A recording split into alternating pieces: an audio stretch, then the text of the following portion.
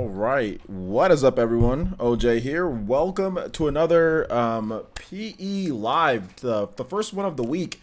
It's been a very interesting week, guys. We've already got some pretty big announcements that were going down, and we're gonna go over those today.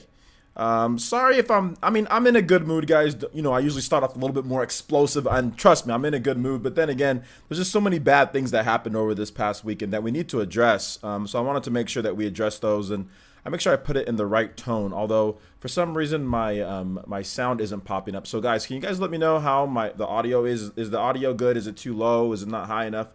Let me know in the chat. Let's go ahead and get into the shout outs here, guys, and then we'll get into kind of the content in terms of what we're going to be talking about today. So, let's see. Shout outs to Hollow. What's up, Zach Brown? How's it going, man? Kendrick Plays. What's good? Cheeser, dude. Cheeser, man. You're alive. I could have swore that you were gone, dude. That you were no longer on this planet.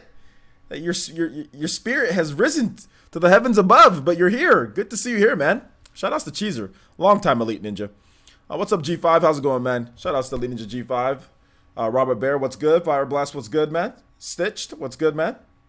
Jose Garcia, what's good? Focus on me, what's up, man? Sean Diamond, how's it going? Elite Ninja Sean Diamond. Stephen Bowen, what's good? Braxton, what's up, man? I'm not sad at all. I'm not sad at all. Guys don't think I'm sad. Shout outs to, is it too low? Okay. Some people say it's good. I'm hitting red bars on mine. So like whenever I talk, it's like showing on my mic or my audio that I'm hitting red.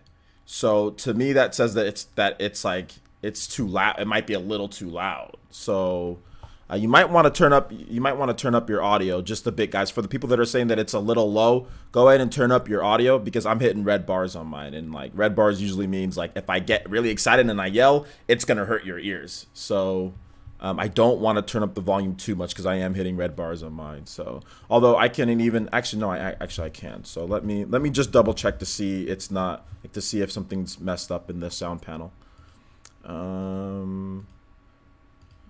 Yeah, I'm at 77 audio on here, and I'm hitting red, so I'm not gonna turn it up anymore, guys. I did turn it up a little bit from my editor, so hopefully it's okay now. Let's see here. Shout outs to Aram. What's up, Elite Ninja Aram? How's it going, man? Luke Wombo Combo. What's good, man? Boy Z, what's good? Neo Blitz the Prinny. What's up, man? Valhalla Outcast. What's up, man? How's it going? El Chupacabra. Shout outs to Elite Ninja El Chupacabra. I'm not going to lower it, dude. Just lower your audio a bit, Kendrick. Okay? Just lower your audio on your end. Guys, if it's too low, then just turn up the volume on your end. If it's too high, then just lower the volume. That's what they made volume sliders for, guys, okay? That's what they made volume sliders for, because I'm getting people saying too high, too low, too high, too low. That means you just adjust it on your end then when I'm getting people saying both. All right. What's up, Jazzy? How's it going? Elite Ninja Jazzy. Let's see here. Mama Mercy, how's it going? How's it going? Shout outs to Amiibo Fan with the first donation of the day. Top Ninja so far. With the $2 donation, says play Shenmue theme, Project Cross Zone 2 version. Oh, very good pick. All right, Project Cross Zone 2 version of the Shenmue theme is very interesting because the Project Cross Zone versions of a lot of these games, like I played that for the Go Straight, for the Streets of Rage music, they're really good. They're really good. So, yeah, you guys should like this one here. Shenmue theme. All right. Let me just make sure I can find a good version of that, and then we'll get that going for you right away. Thank you, Amiibo Fan. Give some love to Amiibo Fan with the $2 donation. Let's see here. All right, Shenmue main theme. All right. Let me know how the audio is on this one here, guys. All right, so let's go ahead and continue on with the shout-outs. So Maze Kid, what's up, good? How's it? What's up? What's up, good? What's up, dude? How's it going, man? Let's see here. John B, what's good? How's it going, Elite Ninja John B? Guys, hold on to questions at the very end. Trust me, if you've seen Cyberpunk, I've probably seen Cyberpunk. I wouldn't say that's a silly question to ask me, guys, but I mean, come on. I mean, I do this for a living, guys. I do this for a living. Leo Aguilar, like, I mean, I'm on Twitter and I do things. I literally research and look at video games for a living. I mean, I think if you've seen Cyberpunk, then I've seen Cyberpunk. I mean, I think it's a pretty safe bet that I've seen Cyberpunk, okay? I saw the footage today. You know. Let's see here. Sean Diamond, what's good? How's it going? Masahiro Sokurai, what's good? What's up, Milo Creek? How's it going?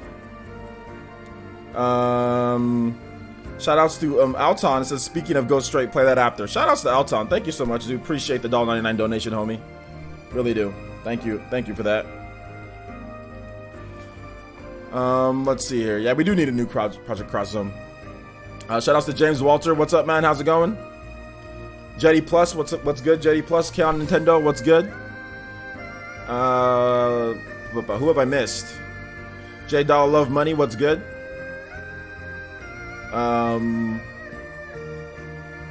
Shout out, I think I said what's up to Aaron, but anyway. Aaron, what's good, man?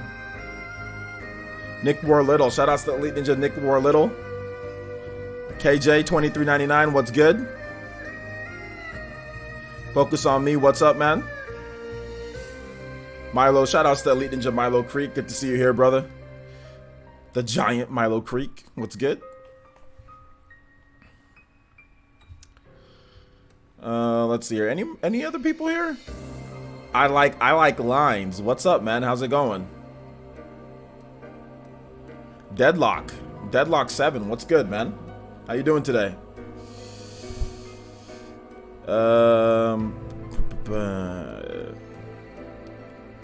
Moe, what's good, man? Golden Oracle, what's up? Rosalina, how's it going? Sean Diamond once again. Meebo fan says popcorn. Nintendo Direct, shout out to Elite Ninja Nintendo Direct, how's it going? Donald Anderson, what's up, man? How's it going, dude? I'm doing good, man. I'm doing good. Nathaniel, what's good, man? Loud 7, what's up, man? It's Skiz, shout outs to Elite Ninja, it's Skiz. Elite Ninja Party Man, Elite Ninja Avidin Smith coming through. Thank you guys so much for watching. I do appreciate that. We're gonna be getting started in just a bit.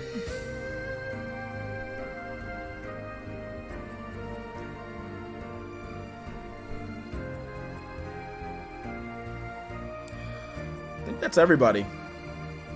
All right, guys. So we are going to get into, I guess, a little bit of a serious topic, but I want to make sure this doesn't derail into some other stuff, because here's the thing. We're going to talk about what happened with the whole Madden challenge thing, okay? So for those who don't know, I think most of you guys probably already know, but there was a tragedy at a Madden tournament in Jacksonville. Now, this is the official Madden challenge tournament, so a lot of guys are competing for some big money here. So right now, I think the biggest thing to notice with this, guys, is that there are victims in this. Now, I did report wrongly. Apparently, I said 4 were dead at some point, but it seems like 2 are dead, with more than 10 or more wounded. So it seems like 2 of them pulled through. So that's good. But unfortunately, what's not good is everything else surrounding this. I'm going to talk about this because as someone who's went to the Madden Challenge before, I would have never expected, back then at least, that this could happen. But now in today's day, stuff like this is going to happen. So let's talk about the victims, because that's the most important thing here. A lot of people have been talking about other things, and I'll get to the next music in just a bit. I'll play it after I'm done with this. So shout outs to Alton. I'll play that music for you. But Taylor Robinson and Elijah Clayton, those are the people right now that should be getting all of your sympathy. Those are the people that should be talked about. Those are the people that's the most important. I think there are people, and everybody included, you know what I'm saying, that are making this into this and making it into this and trying to say this and that. But really, we should be focusing on these 2 people that lost their life. They're never going to be able to play a video game in this planet. Now, depending on what you believe in, you know what I'm saying, they can play whatever they want and whatever they do next in their life, you know, in the afterlife. That's how I feel, that, you know, they're going to be able to live happy. But for to be so young and to have your life cut off at this point over a crazy dude, which we'll talk about a little bit about this dude, because there's some issues with this guy. All of your sympathy and most of the stuff that we should be talking about, man, is Taylor Robinson and Elijah Clayton. I'm not hearing people talk about those in my community and in other communities. I'm not hearing people say these 2 people's names. Why are people not talking about these 2 people that lost their life in their 20s? Think about that. cut short going to a Madden challenge, a Madden tournament. I've been to a million Madden tournaments. I've been to 2 Madden challenges. I could only imagine if my life, I mean, I can't imagine, but if your life is just your shot playing Madden, like out of all like the percentages of chances of where and how to get shot, you have like a 0.0001% chance of being shot at a Madden tournament, because it's never happened that I remember. A Madden challenge, not even a Madden tournament, like a normal Madden tournament. We're talking about a Madden challenge, okay? So a big tournament, you know? So I would really like to hear people and the community. Can we talk about Taylor Robinson and Elijah Clayton, please? Can we mention their names? Can we talk about who they were and, you know, how sad it is for their families, instead of making it about video games causing this and politics this and that? Isn't it about Taylor Robinson and Elijah Clayton and what we can do to prevent this in the future? I think that's the biggest things that people should be talking about. And I think we have too many people talking about other things, in my opinion. Now, Taylor, spot me, please, Robinson was 28 years old. Elijah True Boy Clayton was 22. 28 and 22. I'm older than both of them. So those are the 2 that lost their lives in this senseless act of violence. You can literally see one of them. I think it was Taylor. I'm not exactly sure. You can see the laser sight while he was playing go on his neck, around his neck on his sweatshirt. It's the saddest thing that I've ever seen in my life. One of the saddest things that I've ever seen. Not the saddest, but one of the saddest things that I've ever witnessed like that in my life. It's just a horrible situation. It's terrible. It's terrible. These guys were professional players for Madden. You know, they had a long life to look forward to. They had a career in Madden. They play a lot. They were really good. One of them plays for the Tennessee Titans. One of them played for the Tennessee Titans professional esports team. So think about that, man. Think about you are a big football fan. You get to meet the Tennessee Titans. You get to play for the Tennessee Titans esports team. Think about how much you have to live for. I would have done anything to play for like the San Francisco 49ers esports team back when I was playing Madden. If they had that esports like they did back then, I would have, oh my gosh, that would have blew my mind. I would have think the world is in my palms if I could have played for the San Francisco 49ers esports team. Think about how exciting that is for a young kid, 28, 22 years old, in your 20s. Think about that. And then having that stopped abruptly. Guys in the chat, just chill, okay? Chill. Don't G5. Don't start, man. G5, guys, relax. Don't mention Trump. Don't mention politics right now, okay? Let's just talk. I told you guys, let's talk about the victims. Let's talk about the victims. Come on. Just stay on track here, guys. Let's not bring that stuff up. That's nothing to do with that right now, guys. We're talking about these victims to have their lives cut like that. And it's unfortunate. Now, the shooter. Associated Press reports that his name is David Katz. They say he's the man accused of killing Robertson and Clayton, and then he killed himself. Now, here's the big kicker.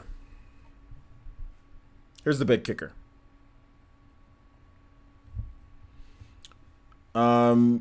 somebody's going crazy in the we got mods, so if somebody's going crazy in the chat, time him out. David Katz, like I was saying yesterday, David Katz had been hospitalized for mental illness. Go back at my tweets that I talked about. I didn't delete any of my tweets. I said, this is not about video games. This is not about gun rights per se. This is about a sick individual, okay, that has a mental illness. And before we even got information that he has a mental illness, I knew he had a mental illness, because in my whole history of going to tournaments in Madden, in NBA Street, in NBA Live, in Pokemon, and various other stuff. Now, I know it's probably happened, but 99.9% of the time, nobody takes a firearm to a Madden tournament. And I've been to Madden tournaments in the hood. And I don't think anybody even took a gun to those Madden tournaments. Madden tournaments in the hood. In the hood. And I don't think anybody even took guns to those. So this dude went there to do this. There was a lot of conversation about what's going on and what's going on with this dude and what made him do this. No, it's not the video game. You don't take a gun to a Madden tournament. The Madden Challenge, the biggest stage. Dude was a player in Madden. Dude's been to 1 million Madden tournaments. Oh, but this Madden tournament, he just loses it. It's not like he wins every single game. Nobody wins every single game in Madden. Not even the best players are undefeated every single season in Madden. Everybody loses in Madden at some point, whether it's online, whether it's at a tournament, whether it's at the Madden Challenge, you're going to lose. There's no zero of Madden for the most part. I mean, there's guys that go on streaks, but if you've noticed, Madden games always have a bunch of different people who win because each year there's new teams, there's new blah, blah, blah, there's new players, there's new mechanics. It's not like you can play Smash Brothers and Leffen and Armada or whatever are winning every single tournament, or Hungry Box, there's only like a few people. It changes every single year. It's dynamic. So to try to pit this, and like I said, I'm not trying to deflect here, but to try to pit this on one thing or another, no matter what side you lean on, guys, because I'm not trying to play that political garbage stuff, okay? This guy shouldn't have had a firearm. In America, mentally ill people can carry firearms. It's very easy, even if you're a psycho, to carry a firearm. And I think that is the problem. Not a firearm, okay? But this psycho, mental illness, has a firearm. Yes, we've got firearm problems in America.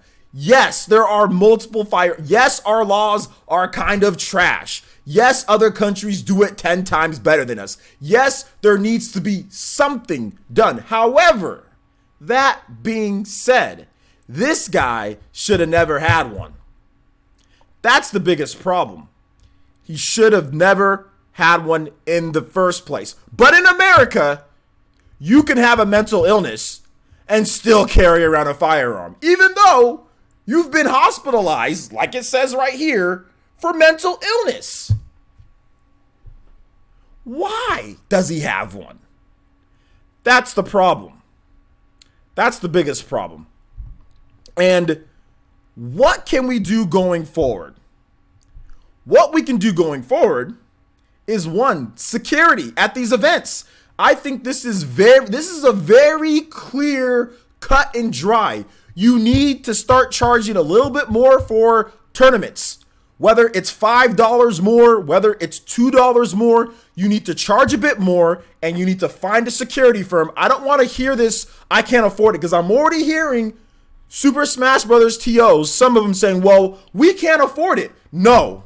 If you have 300 people come to your tournament and they're paying $10 or $15, if they're paying $10 for a venue fee or $10 to enter them and then $5 for a venue fee, no, it needs to be $10 to enter. It needs to be $5 venue fee. Then it needs to be another $5 security fee to keep you safe. That needs to be standard. You can get, if you got 300 people going to a tournament, I would consider that a big tournament. You can pony up $5 more to hire a private security firm, because it doesn't, believe it or not, it doesn't cost a lot of money to hire a private armed security firm to man your event. No, security guards don't get paid a lot. Trust me, before I got my previous job that I got fired from, I was going to be a security guard, okay? And they're going to pay us like $10 an hour. All right. So if I'm getting paid $10 an hour, maybe they're billing at what, $17 to $20 an hour? You know what I'm saying? Or something like that. If you collect 300, if there's 300 people that are going to your tournament, or if it's a big tournament and there's 500 people, you could easily pay a security firm to guard your event. Because if there was metal detectors, which security firms can bring, okay, you can add on the package, the metal detectors, okay? That probably, he wouldn't have been able to get in there past everybody. Security would have been able to do it. His alarm would have went off, or he would have had to start shooting before he even entered the venue. So that needs to be a priority. I don't want to hear this BS from these tournament organizers. We can't afford it. No, then you charge more. You need to protect your people there. There shouldn't be any big tournaments, really any tournaments over maybe a couple. If you have like some of your buddies over, obviously you know everybody, then yeah, that's fine. But if you're talking about big tournaments where you don't know who's going to be there, there's just a bunch of people, there needs to be more security. There needs to be security. It's ridiculous that these tournaments aren't saying, oh my gosh, I can't believe this happened. What do you mean you can't believe this happened? Mass murders in America happen regularly. It is a common occurrence in America for mass murders. It is a normal thing here, which is sad, but it's become normal.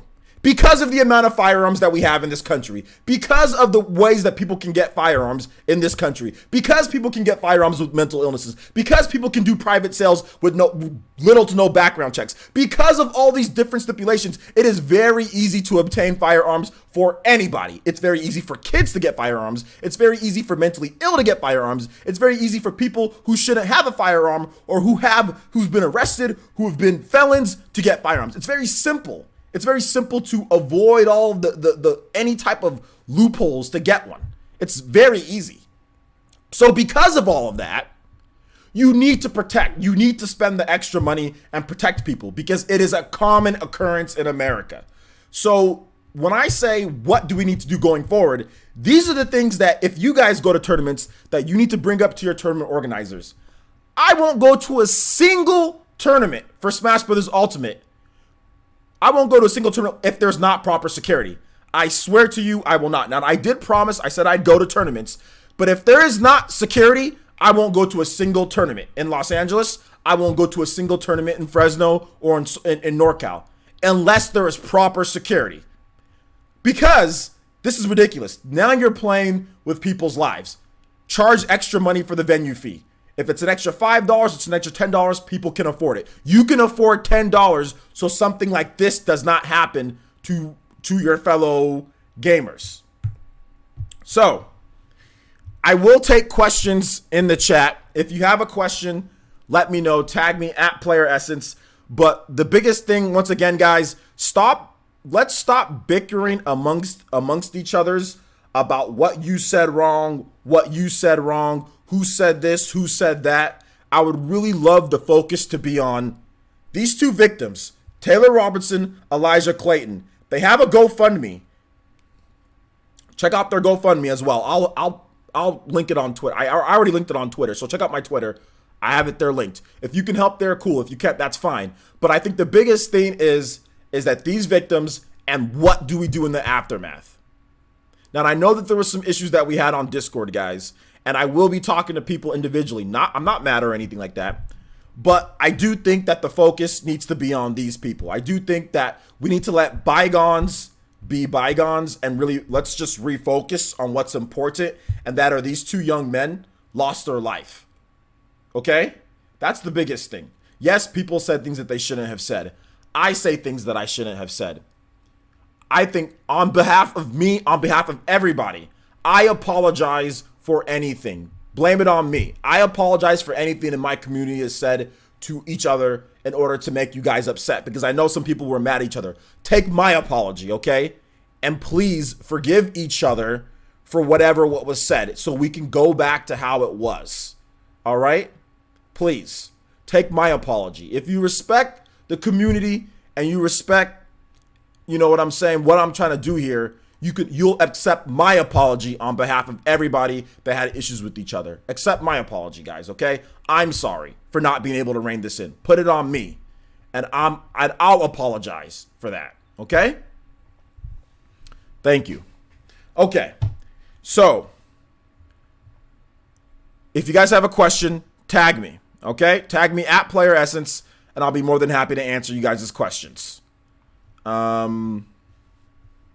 Now, the chat is going really quick. I probably should have put a slow mode for this one. The chat's going quick. Let's see if, guys, we're at 75 likes. If you liked what I said, please hit that like button. Playerson says, Leo Aguilar says, Playerson, I'm 28 and it hits home for me. I'm a social worker in training and I help the client killing himself, and mental health is a serious issue and I ask people to help others in need. Exactly.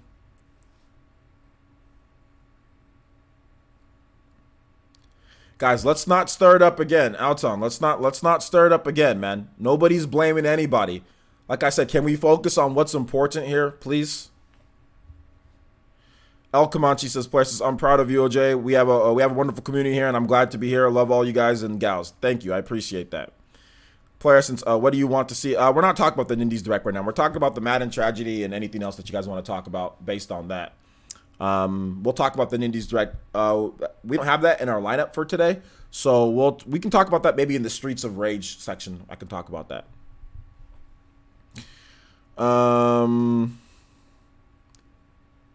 Andre Wine says, Player, since OJ, the way you said it earlier, you made it sound like people with mental illness can own a gun legally. Untrue. No, people with mental illness can own a gun. I mean, that's the thing.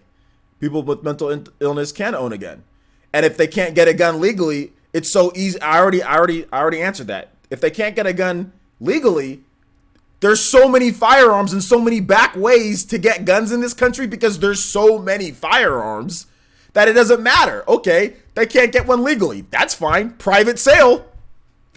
Private sale doesn't have to adhere to all the different types of things that a normal sale wouldn't do. So there you go. So it doesn't matter about that. So yes, if you have a mental illness in this country, if you can't get one normally, you can go. You can easily go to Texas, or you can go to places with huge firearms, where huge firearm lot sales, where they just have a lot sale. Hey man, are you crazy? No. Do you have any? Are you a felon? No, not really. Okay, here's your gun. That's literally how it is. We've seen people do it. Okay. We've seen people do this. They literally, private sales are easy. It's very easy. Craigslist, whatever the case is. I mean, so if you can't get it normally, you can get it. You can get it. You know, any other. You can get it. You can get guns so easily in this country. That's what I'm trying to say. Okay. If you have a mental illness, it's very easy to get one. So. Shout outs to Room Black Cat says, donated $2 and says, let's all come together. We're all fam here. Thank you. I appreciate that. Og, let's not start up, guys. Guys, let's not start up. Og, relax. Okay. Alton, relax. Relax. Okay. There's no need to, I told you guys, apologize on my, I apologize on my behalf. So I would really appreciate if you guys dropped it. Okay. This is about the two victims and what we can all do as gamers to keep ourselves safe. This isn't about what happened yesterday or about people's opinions on one side or another. It's about these two guys, and it's about keeping ourselves safe in the future. If you care about yourself, because pretty much everybody here is, I mean, come on, nobody's going to go to a convention. People go to, this can affect everybody. I mean, Alton, I know you go to conventions, right? This can affect you in a way. Let's talk about what's more important for your safety, because I know you went to the anime, the Comic-Con or something like that, or I know you went to one of the conventions here. Let's talk about what you're going to do and what's going to happen for that, because was there security when you went there? Think about that. Let's not talk about what somebody said. We need to talk about the important things, which is keeping everybody here safe, because I know you guys go to Madden tournaments. I know you guys go to Comic-Cons. I know you guys go to all these things. Can we talk about what's more important before somebody gets shot again? You know, like, these are things that's more important than what somebody said yesterday or somebody's opinion on one thing or another. In my opinion, that's more important, keeping all of us safe. So I would actually like to focus on that. You guys' thoughts and opinions on that more so than what somebody said in their opinion, or somebody's trying to make somebody feel bad, or whatever it is. Like, what's important going forward, guys? I think that's the biggest thing, because we all go to tournaments and stuff, right? We all go to tournaments.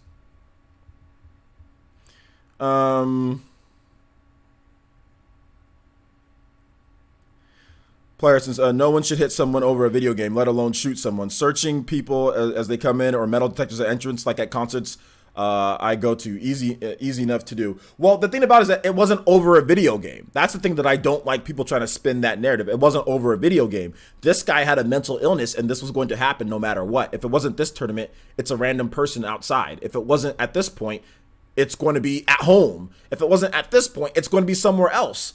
Dude went there deciding to do that day because it was the biggest scene. It would cause the biggest ruckus. It would get in the news. Obviously he went there to commit suicide. But when he was going to do that, since he had a mental illness, he's going to think, oh, I'm going to take somebody else out with me. That's what some of these mental illness people do, other than just committing suicide normally, because obviously he didn't feel like living. He has a mental illness. He had problems. He didn't feel like living. But when you have a mental illness, not only do you, like, if you're depressed, whatever the case is, not only did he commit suicide, but he also decided to do crazy things, which is what he did was crazy. He didn't go there, oh my gosh, I lost control, and then go grab a gun.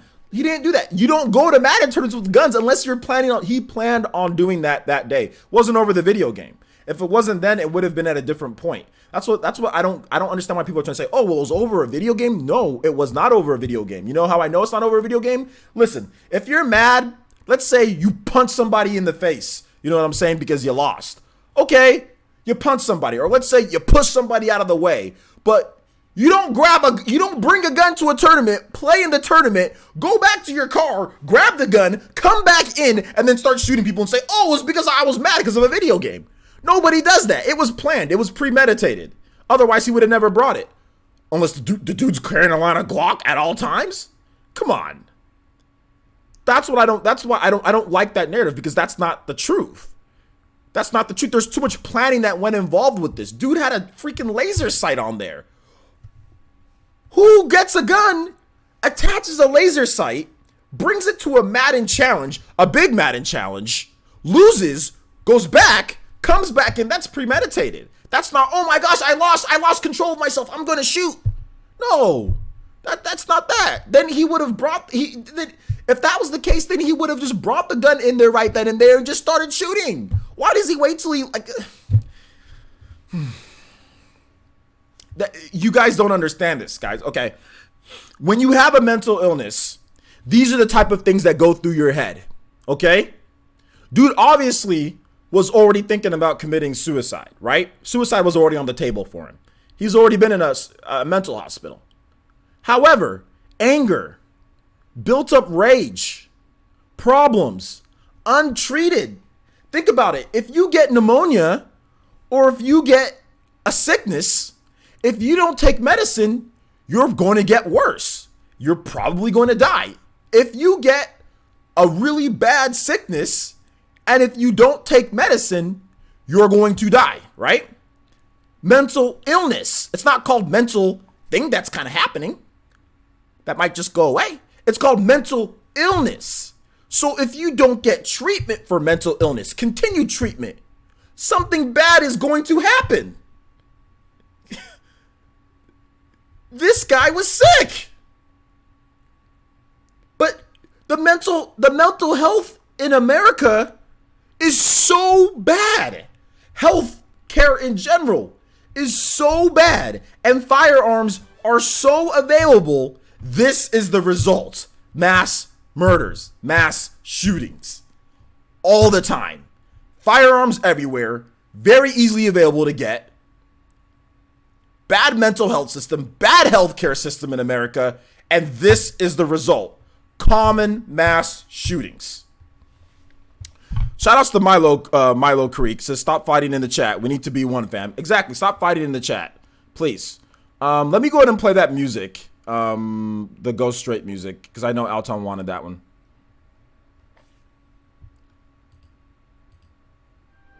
Oh, no. Okay.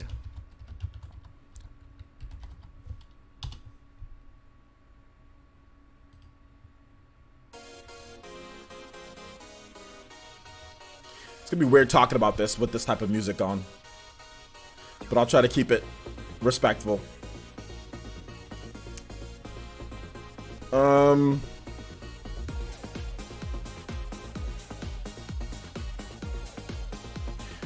I understand that, but everything that I'm saying is facts, guys. Everything that I'm saying is facts. It's not something that, what I'm saying is not like, it's not a fact. It is everything that I'm saying is fact. I'm not picking one side or another. Dude had a mental illness. Fact. Dude probably should have had a firearm. Fact. Dude committed suicide. Fact. Dude went there planning that because nobody goes to Madden tournaments with guns. Fact. There's nothing to be decisive about. Anyways, we're gonna go ahead and Hollow, you said no, you don't know what you're talking about. America has the best healthcare. Literally, we have the quickest emergency rooms and medications. You are insane if you think America has the best healthcare. You are insane if you think that. That is a ridiculous notion. Go look up how many people die in America compared to other countries compared to other developed countries based on not being able to afford healthcare costs.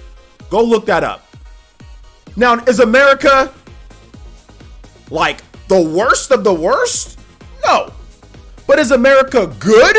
Like compared to, I don't know, let's say Canada? I would say Canada's night and day, homie. Night and day. Let's just be real here. You think we're on the same level as Canada?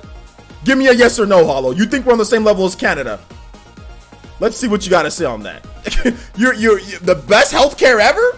Have you ever been to Sweden, or have you ever been to the UK, or have you ever been to Canada, where these countries that literally have way less fatalities because of from healthcare costs and stuff, because people can't afford it as much? You're kidding, right? That's insane. Best healthcare, my guy. We have very responsive healthcare. Yes, they'll come pick you up. But if you can't pay your bills, and if you can't afford it, you're going to die. Or you're going to be stuck with the fattest bill that you won't be able to repay. No, man. What are you talking about? Christopher says America healthcare has a lot to work on, not the best. And Christopher, by the way, thank you for the $1.99 donation. Christopher is a nurse, by the way, so he would have more in-depth knowledge on this. My mother is a nurse. She's been a nurse for more than a decade, and I can tell you right now, she's told me some things, you know, about America's healthcare. Not the worst, but we've got a long way to go.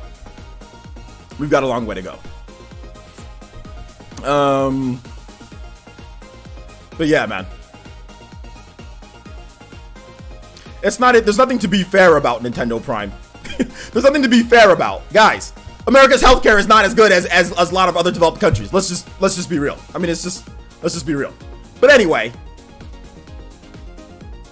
the problem mainly is, like I've said before, the problem mainly is what are we going to do going forward to fix this with security, in these events, making sure that there's metal detectors, making sure that you have armed security there. That's got to be something that happens. Remember, guys, at the Pokemon, there was like a Pokemon Championships a while ago, and like they actually caught people that were gonna go there. What the heck is this?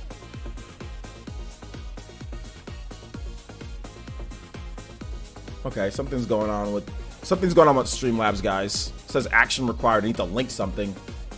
But okay. Whatever.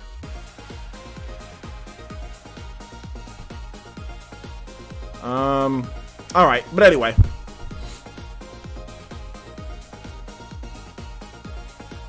We're gonna go ahead and move on.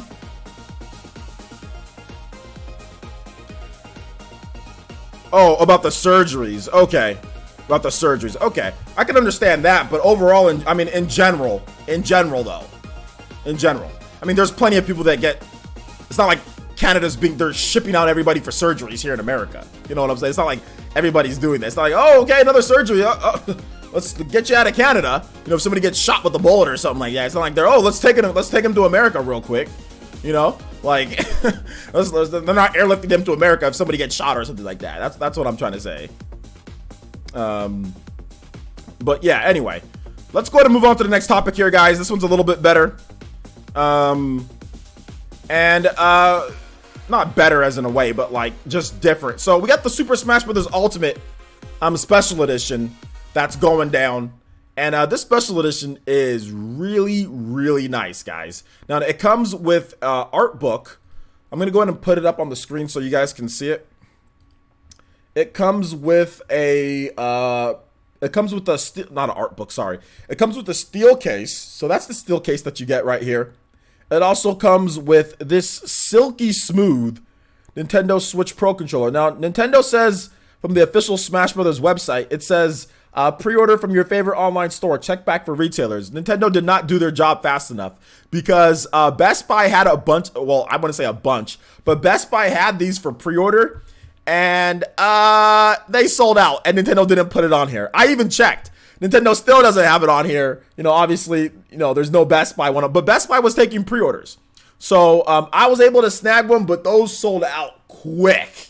So, here in the chat, any of you guys interested in this special edition? Are you guys going to be picking this one up? Let me know. Tag me with certain comments. Were you guys excited about it? I want to hear about it.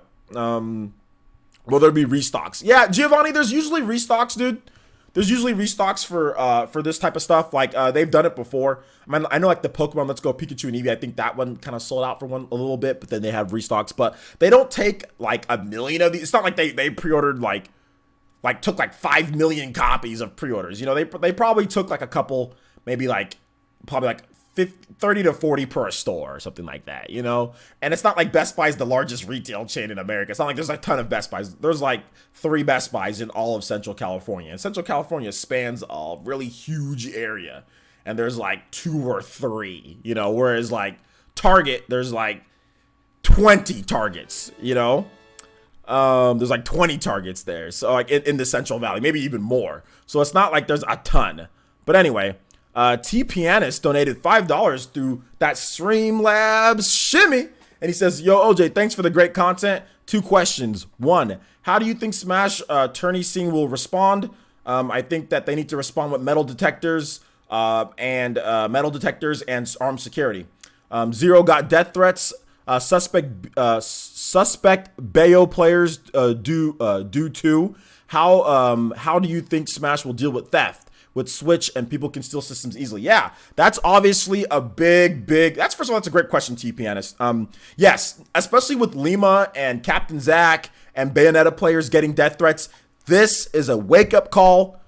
Gimmer, you know, what is the other guy? Who's the guy that runs the CEO guy? Jabali. All of you guys, I'm calling you guys out right now. Like, security. I don't care if you have to charge more. I don't care if it comes out of your own pocket. I don't care if you charge people at the venue. You need armed security. Plain and simple. Man, there is a freaking grocery store called Vallarta that I go to here sometimes. Not all the time, but sometimes I go to. They got armed security. A grocery store got armed security. Most grocery stores don't got armed security. They got armed security at a grocery store. So if grocery stores are understanding what's going on here and got armed security, it's time for tournament. The tournament scene absolutely needs armed security. So yeah, if I was these Bayonetta players, I wouldn't go until I get the assurance that there's armed security, plain and simple. So thank you, T Pianist, for the $5. Thank you for using Streamlabs. I appreciate that. I do appreciate that. Thank you. Let's see. New Blitz Pretty says, I'm interested in the Pro Controller, even though I already have Xenoblade Chronicles 2. Yeah, me too, man. I already got it. I'm still interested in it. That's not true. Only Hispanics go to Vallarta. That's not true. I mean, yeah, because it's like, you know, it's like Hispanic owned and all that. But I mean, like, I'm not Hispanic and I went there. So my mom goes there sometimes and she's not Hispanic. So I mean, there's certain stuff that if you're trying to like cook, like, let's say you're trying to cook like a Mexican dish and you want certain spices and you want certain stuff, you know, like Vallarta has better options because they import a lot more stuff from like Mexico. So, and from, I think from Spain too, but they import a lot more stuff. So it's like, People go, like, white people go there too, you know, like other people go there too. Like I saw some Indian people there getting like some spices and stuff. So I mean, yeah, mainly majority is like Hispanics, but that's a given, right? It's called Rayeta, you know. That's a given. He said, Whoa, Nick says, to be honest, I don't care for the steel case standard design and the controller. Ah, man, I love steel cases. I love the controller. But I mean, yeah, man, everybody has their own what they like and what they don't like. Daniel says, I agree with you. What do you agree with me on, Daniel? Ariel Lazarus, this place is maybe all the grocery stores should have armed security. A grocery store in my hometown got shot up. 5 people died. Yeah, man. Maybe they should. Maybe they should. You're right about that, man. Shout outs to Christopher with the $2 donation. Thank you so much for using that Streamlabs shimmy. And he says, if someone shoots up McDonald's because they forgot cheese on their burger, you don't blame it on the burger. When fans riot because their team lost, you blame it on you don't blame it on sports. Why is it different for video games? The 6 shooter is the one at fault. Yeah, you're right about that. You know, Christopher, and I know since you're a nurse, you probably have seen mentally ill people try to do crazy things. These type of people shouldn't have firearms, plain and simple. That's the biggest thing, is that this is his fault. This is a guy that I would say that maybe the system failed him, maybe a little bit, but at the end of the day, it's his fault. It's him and him alone, you know, for the most part. There's other factors, but the majority of the blame is on him. Let's see here. The controller Leo Aguilar says the controller looks so clean though. Yeah, the controller looks clean, man. It does. Let's see. Michael O'Brien says mental illness is a big category, by the way. It's hard to say all mental illness can't have, I think you meant gun rights. Some mental illnesses are temporary too, though, and most are self-reported. That's true, and I'm not saying about that. What I'm trying to say is that this person clearly shouldn't have had a gun. That's what I'm trying to say, is that this person clearly shouldn't have had one. That's what I'm saying. I'm not saying about, oh, this other person and this other person and this. I'm saying this person clearly shouldn't have had one because he had a mental illness. So this guy shouldn't have had one. However, I will, you know, say that by this, guys.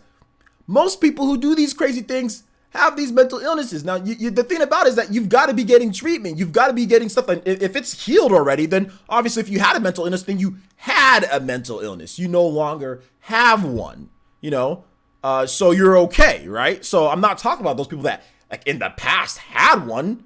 You know what I'm saying? I'm talking about people who currently have one and that are going through it and are clearly is not solved. Obviously, it's not solved. And this is the result of it. Because if it was solved, this wouldn't have happened. If you're not mentally ill, then you probably won't do something like this. You wouldn't do something like this. We're not talking about somebody who grabs a gun and murders somebody else because they had some type of thing like beef or some type of something going on, or there was something that they did, or there was an argument. And we're talking about a guy who literally just goes and starts shooting people just for the heck of it. If it's not a terrorist, we're talking about this. So that's what I'm talking about. Clearly, he was still mentally ill, and that's what I'm talking about.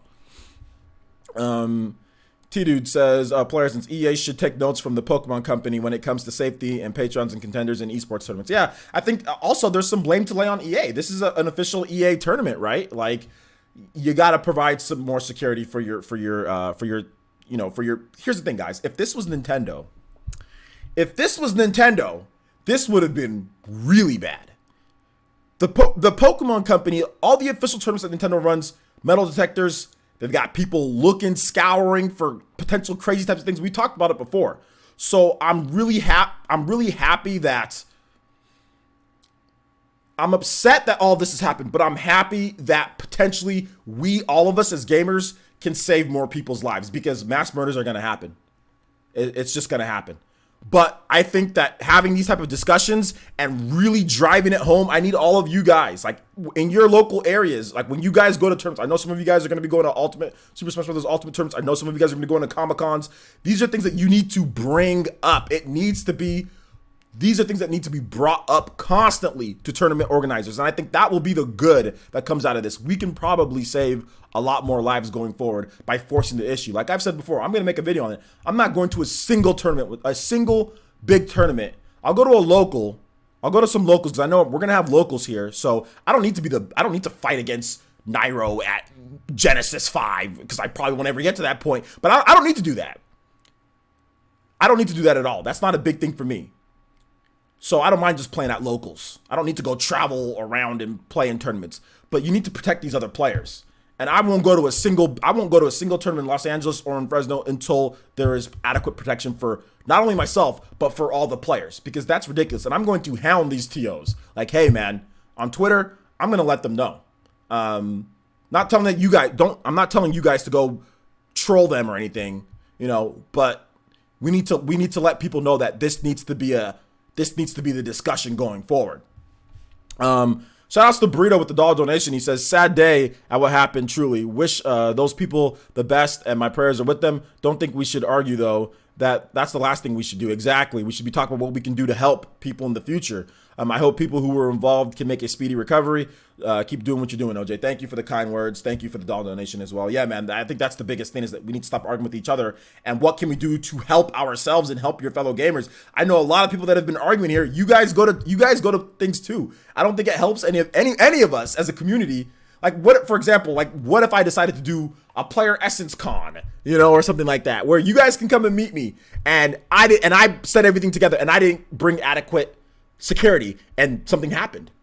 Would you guys forgive me for that? I don't think so. I don't think you guys would. After this has happened, what if I started steering the conversation off into other things and not about what we can do going forward? Would you guys forgive me if I ignored this and I had some type of player essence con and I didn't bring adequate security for you guys' protection? I don't think you guys would. I think a lot of you guys would be like, screw this dude. Look at what happened. Now this guy's gone, this guy's gone, this guy's gone, or this person got hurt. You guys would not forgive me for that, because this is life or death here. So I think that's the most important thing. And I hope if there's anything that you guys can take away from this conversation, I think that would be it. What can we do so all of us are safe? This doesn't just affect these two guys that are gone. This could be you. This could be your cousin. This could be your sister, your brother, your mom, your dad. This could be anybody. You think this dude woke up that day thinking that was going to happen to him? No, I've been to Madden challenges. I had the Emperor, the Black Baron, talk about he was going to go to that tournament. Somebody that I know was going to go to that Madden challenge. Dude could have got shot too. I mean, it's ridiculous. Player Essence Con. Yeah, man. I'm just saying. So what about this happens when there is security? Well, the thing about it is about limiting it, Jazzy. That's the thing. It's about limiting the type of things. If you have metal detectors, you have doors like that they have to go in. There's no way that they get inside that way if the metal detector goes off, and security can at least quell it. It's about putting yourself in the best chances, the best opportunity for something not to happen. When I go to E3, security right at the door. I think there's metal detectors right then and there. When you go to a sporting event, what happens? You have metal detectors right there. You have security checking bags. What if they just said, what if they just didn't do that? Well, obviously there'd be a lot more things. People have caught at these events. People have caught guns. People have got weapons. People have caught knives. There's a reason why you do these things, is to minimize the potential impact. Are you going to stop it completely? No, Jazzy, we're never going to. We're never going to stop it. But what it is, it's about how do you put yourself in the best position for this not to happen? For example, could I go out there, God forbid, but could I go out there and get shot? Yes, I could. However, what can I do to put myself in the best position that doesn't happen? I don't go out late at night. I don't hang around people who do drugs. I don't hang around people who carry firearms. I lock all my doors. I, did the bulletproofing type of deal with my windows. I have a security system. I do the best things possible to make sure something doesn't happen. Could it still happen? Absolutely. But I can guarantee you the reasons why I've been safe up to this point, because I don't do certain things that some of my other friends who did drugs, my old friends, they're not my friends anymore, who did drugs, who hang around with people that have guns, and they've been shot and they've been killed. I got a buddy of mine growing up as a little kid since 3rd grade. We went off in 2 different paths. We were still cool. We played football together, but he's hanging around people that have guns. He's hanging around people that do drugs. I'm playing football and going straight home. He's not around anymore. I'm still here for right now, at least. So you put yourself in the best position. That's all I'm trying to say. It's never going to prevent it completely, but you put yourself in the best position. That's all I'm trying to say.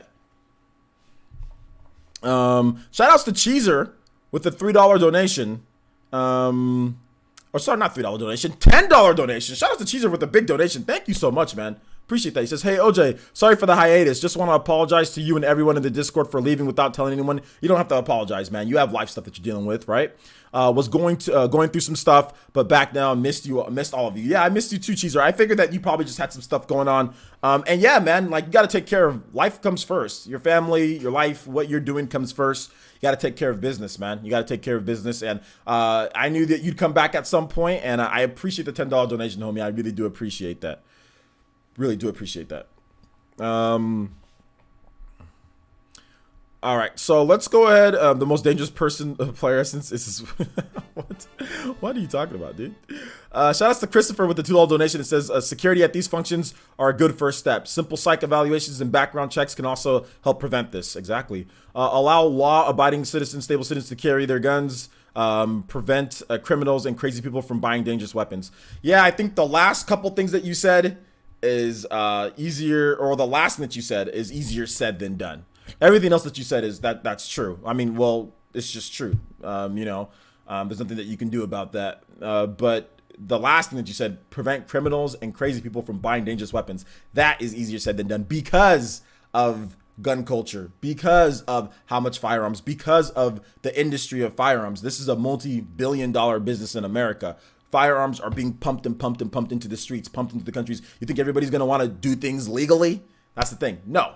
There's going to be gun runners. There's going to be people who do things illegally. There's going to be people who get stuff because there's so many. You know what I'm saying? When you have so much of something, it's easier to obtain. So I agree with everything that you said, but the last one is easier said than done. But I agree. I agree 100%. But when guns are just constantly being made, constantly being pumped into the ecosystem, you're going to run into it. It's just, there's not enough cops. There's not enough money. There's not enough time to prevent all of the stuff because there's way more firearms than actual manpower to stop the people doing all the crazy illegal things. You know what I'm saying? Because there's just too many. And that's just America. America is gun centric, gun crazy. Well, we need to money, guns, that Yosemite Sam. That's just how America is. You know what I'm saying? Not saying that's a problem. It's in our Constitution. Whatever. It's there. But that's the culture of America. It's guns. Let's just flood the market with guns. That's just how it is. You know, there's gun stores everywhere. So, not saying that this is to prevent criminals and crazy people from getting guns is almost impossible when there's so many guns being pumped in. You know, like it's like if somebody just said like drugs, for example, right? If somebody just started to flood the market with drugs, which people do, but if it was legal and there was a lot of them and there were stores everywhere, you're going to have a lot of drug overdoses. You know what I'm saying? Like, you're going to have even more drug overdoses than we have right now. You know what I'm saying?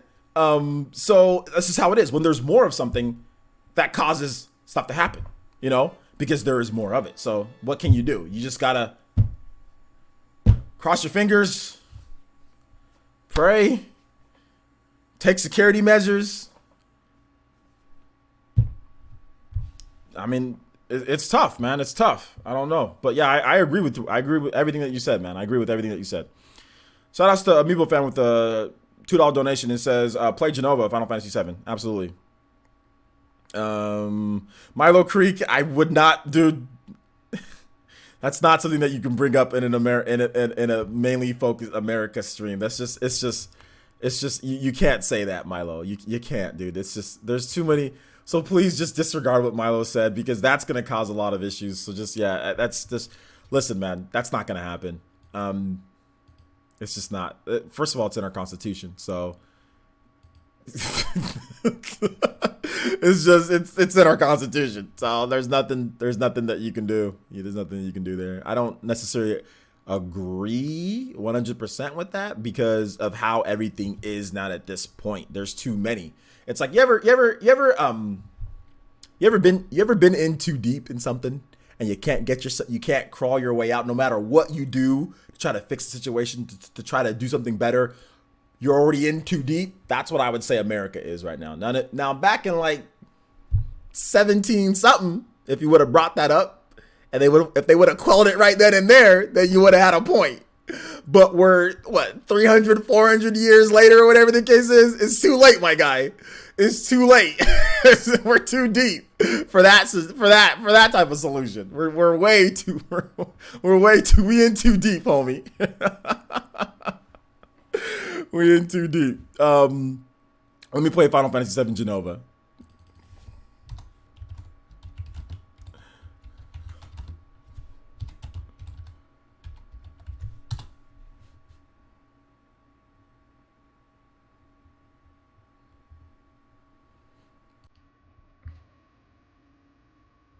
All right. So let's move on to the next topic here, guys. We've got Streets of Rage 4, also Q&A. So basically, Streets of Rage 4 was announced. There was no platforms announced, but it's coming to Switch, guys. I can tell you right now, it's coming to Switch. Basically, it's going to be developed by Dotemu, who's done Wonder Boy, who did Windjammers 1 and doing Windjammers 2 on the Nintendo Switch. And the developers are Lizard Cube. They did Wonder Boy, and Guard Crush Games today announced Streets of Rage 4. All new continuation of Sega's iconic arcade brawler from the 90s. I played this game a lot growing up as a kid. It's awesome. It's really cool. Blaze, Axel, those are the two characters that they showed off so far. And it looks great. It looks absolutely amazing. It looks amazing, and I can't wait to play it. Streets of Rage 4, what do you guys think about that? Also, tag me at Player Essence. If you have questions, feel free to tag me at Player Essence. Questions on anything, guys, that we talked about today. Questions on anything. Depending on what it is, I might not answer some of them if I've already answered them when it comes to certain things.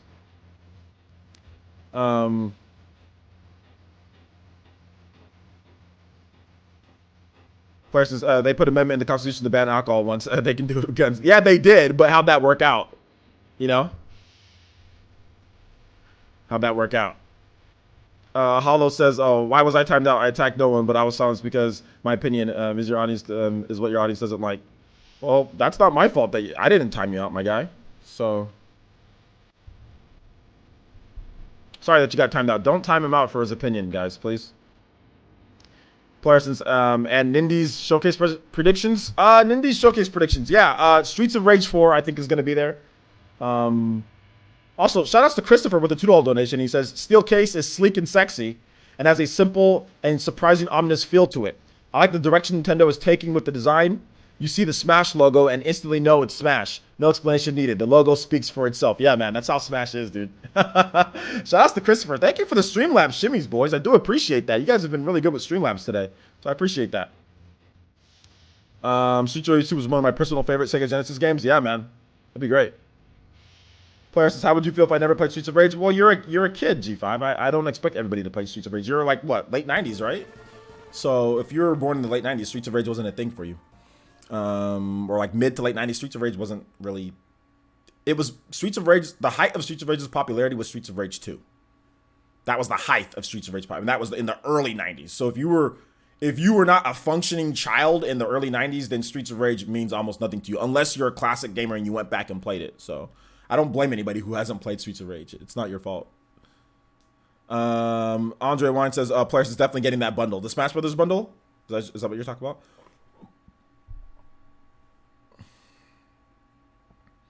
TPNS03 says, Players, could you touch on the theft of Switch systems? Oh yeah, I didn't touch on that. Yeah, what's gonna have to happen, guys, is that they're gonna have to have somebody manning each Switch station. They're gonna have to have somebody manning each Switch station and looking and making sure people don't steal games and don't steal the system. And they're gonna have to get those like little bolt lock, like you know how those little things that you can get. Like they're gonna have to get one of those little things like to where like you tie it down. You know what I'm saying? Somehow, or something happens, or you put it on something and I don't know. They're gonna have to get something to bolt it down or something like that. I'm not really sure. Or just have somebody watching, have like a person that watches each station, like a volunteer that just watches each station.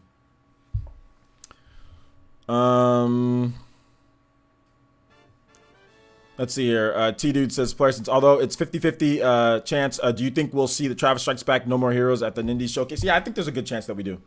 Shout outs to Aaron with the $1.90 donation. Says 70%, boys. I don't know why you would do that, Aaron.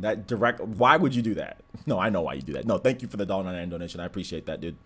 Donald Anderson says, Players, Streets of Rage 4 isn't blown up nearly enough. I guess a lot of people weren't around for that long. I wouldn't say that it's not blown up. I think pretty much every single website covered Streets of Rage 4 today.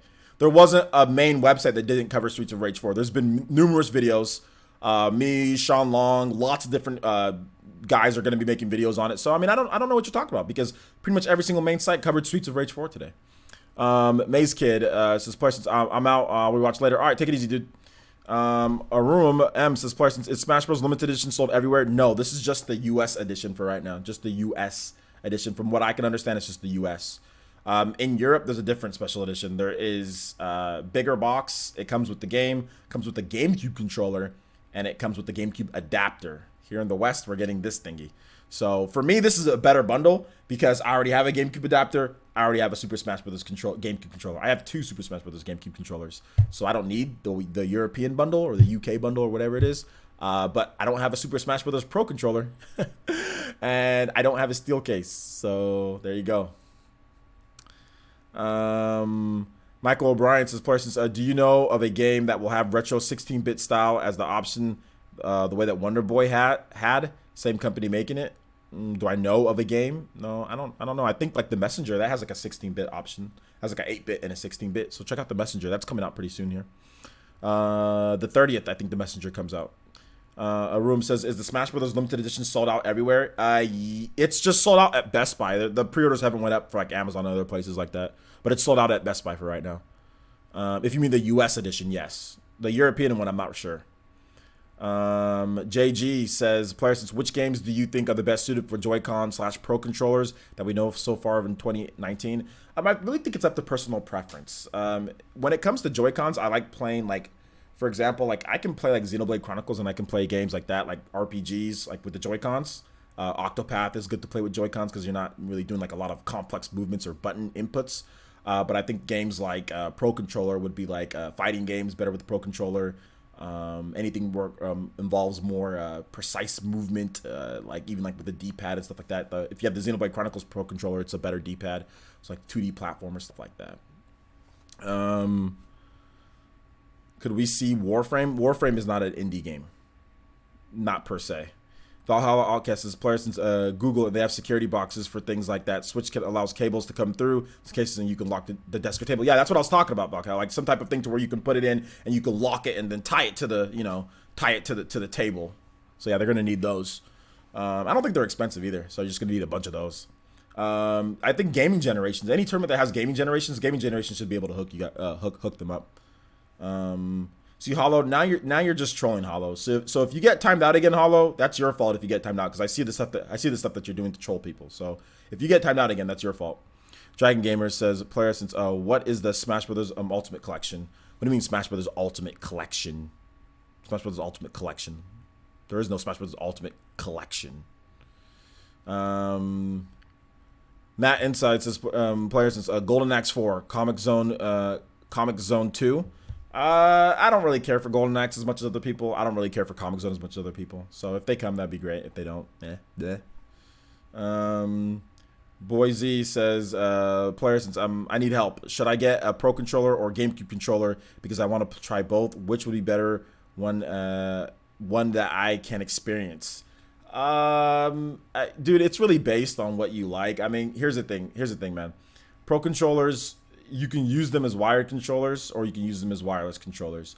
I like to use a GameCube controller for Smash Brothers, but that's just because I've been playing, I played Smash Brothers Brawl, I played Smash Brothers Melee with the GameCube controller. So it's really just up to personal preference, but at the end of the day, they all have buttons, they're all fine, and they'll all be fine for Smash Brothers at the end of the day, Player says, "What about Blade Strangers? What about Blade Strangers? What do you want to know?" I mean, yeah, Warframe developers, they're indie at heart, but they're not like really. It's like when you call Insomniac an indie, It's like, yeah, Insomniac, they're indie developers. Like if you call, does anybody call Platinum Games? Like, yeah, they're indie developers. Yes, Platinum Games are indie developers, but does anybody really think of them that way? But yes, they're indie at heart. But yeah. Andre Sorrell says, "Player since did you ever finish Runner 3? I have not finished Runner 3 yet. Was it a great game? Yeah, it was. No, Runner 3 is really good. I've just been bogged down with so much work. But no, it's really good. You should check it out. Dragon Gamer says, "Player since what is the Smash?" I think I already answered that. Let's see here. Mike Bro says, do you think we will see Shovel Knight's campaign outlined during the showcase, since Yacht Club decided to make it an IGN showcase and part of their new one? Well, I think that we're going to see like the new thing that they're adding to Shovel Knight, right? There's like a whole new game that they're adding. Maybe we'll see that tomorrow.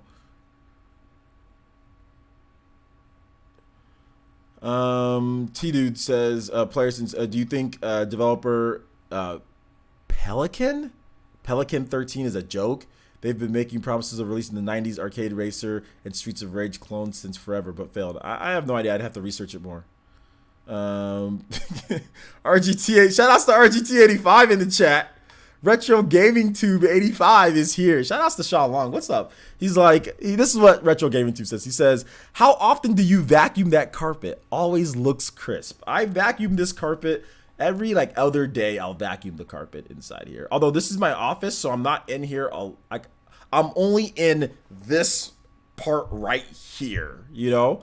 I'm not really behind me much because a lot of the games that I play are in my case and they're in the living room, so I don't really go around too much. But when my daughter was here all the time, I'd have to be vacuuming this room every single day because she'd be leaving all sorts of stuff all over the place, which we're gonna get back to soon.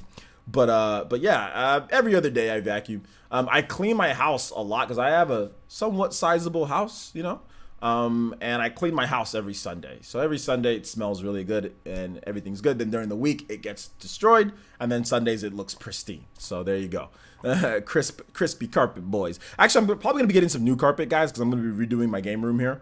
We're gonna be getting some nice decorations, so no more 2 windows with pictures on the ground. So I'm gonna be getting some new colored carpet. I'm trying to decide whether between colored carpet, like a certain carpet, or like hardwood.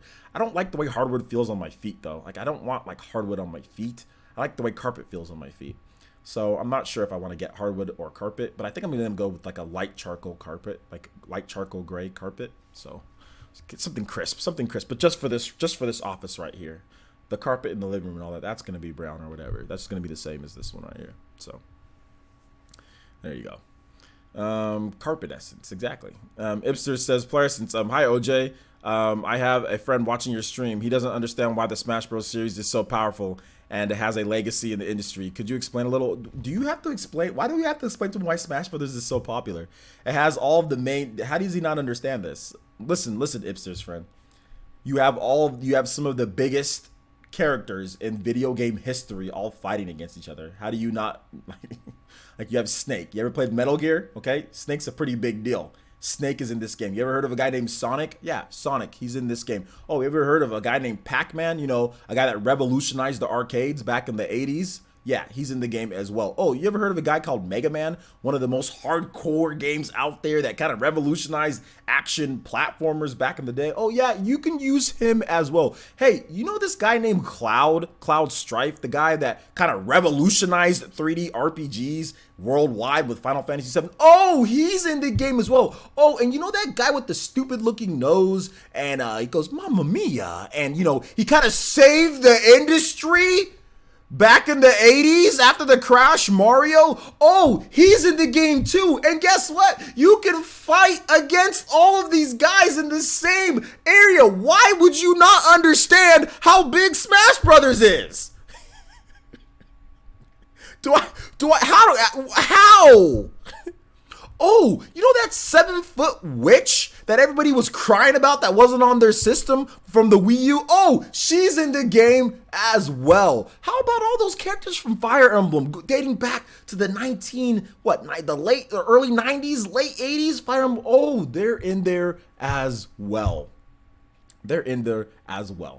So you know what? That is the reason why Smash Brothers is iconic. And oh, by the way, the game plays really well, by the way. You know, the game is actually pretty good. It's actually really fun to play, you know? So on top of all the other things that I just mentioned. So yeah.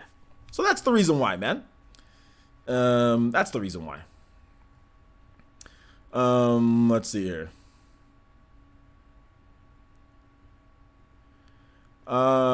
Is it woke? Nick? I don't know how to say your name, dude. I'm just gonna call you Nick.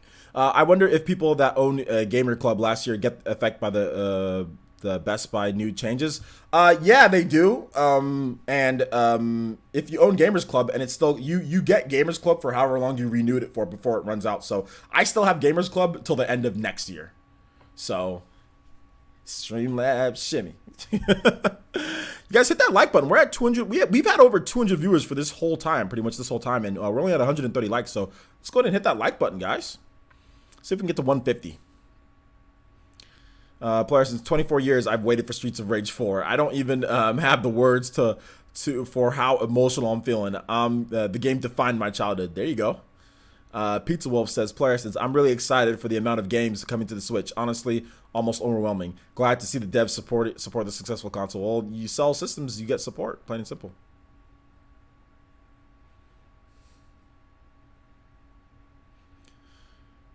We need some more Capcom fighters. What do you mean by we need some more Capcom fighters? What do you mean? You need more Capcom fighters in Smash Brothers? You need some more Capcom fighters in general on the Switch? What do you mean? Boise says, player, since people are getting on my nerves with this Dante in Smash. Well, yeah. Christopher with super chat donation, and he says $1.99. He says 0 out of 10, no Waluigi. LOL. JK, screw Waluigi. Yeah, man. Waluigi fans out there, you guys are definitely rambunctious out there, you know. Thank Beam Center said, but thank you for the $2 donation, dude. I appreciate that, Christopher. Thank Beam Center says, player, since would you be more ecstatic to see Naruto and Sasuke in Smash or Goku and Vegeta in Smash Bros. Ultimate? I'd be more ecstatic to see Naruto and Sasuke in Smash because I think that their movesets fit Smash better than Goku or Vegeta. Party Man says, player, since lots of great Switch games, great time to be a gamer. Yeah, not enough Switch time. We need some more time for Switch games. Shout outs to Avidin with that Streamlabs shimmy. And he says, Sora hype. Music, Streets of Rage 2 slow-mo. All right, Streets of Rage 2 slow-mo. Good pick. Shout out to my boy Avidin. Make sure you link your channel. My guy Avidin is going up on 1,000 subscribers. We're trying to get him there. About 150 plus away. So make sure you guys go subscribe to Avidin. Avidon Smith. Avidon Smith. I keep on saying Avidan because it's Avidan. So it sounds like Avidan, but it's Avidon. America and our pronunciation. Literally, there's an A and an N at the end of it, and it's not Dan, it's Dawn. Like a O, but I'm horrible at pronunciation though, so maybe I don't know what I'm talking about. Streets of Rage 2. Slow-mo. Did I say slow-mo? I meant slow moon. I can't read either, guys, sorry.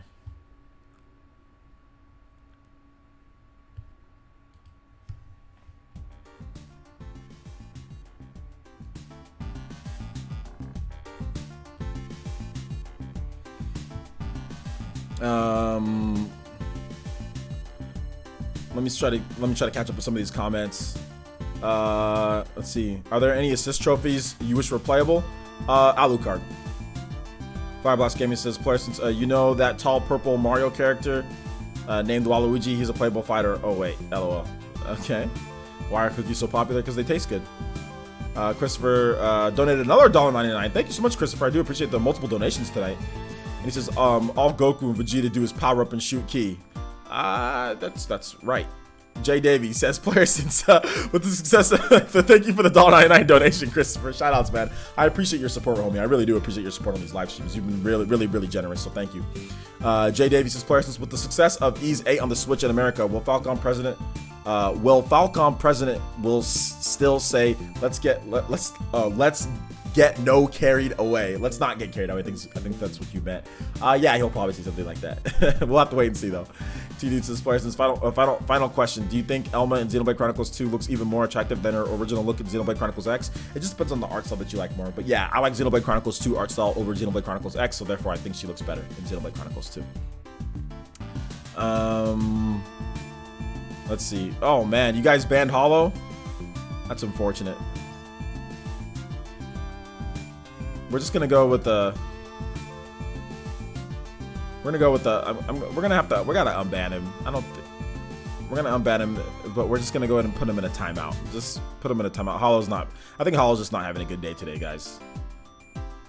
Just go easy on Hollow, okay? He's just not having a holiday. Oh, Hollow, dude, chill, relax, man.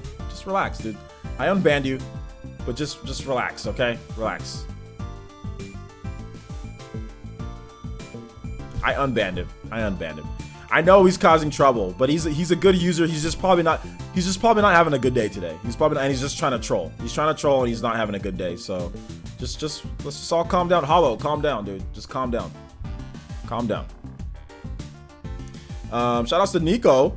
Shout outs to my boy Nico. He says can't wait for hashtag Sora for emotional so emotional right now. Sora for Smash. What you talking about? Sora for Smash? What's that mean? Hashtag Sora? What is that? Or Sora R?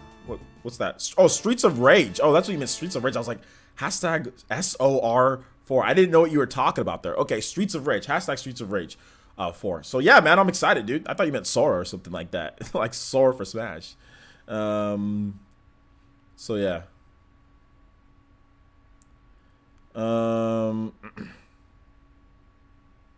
I know, Hollow, but just stop trolling, Hollow. Just stop trolling like with one word sentence. Like, yeah, just relax, dude. Okay, just relax and enjoy the stream. Just relax and enjoy the stream, man. Or ask a question. Like, stop worrying about everybody else and everybody stop worrying about Hollow.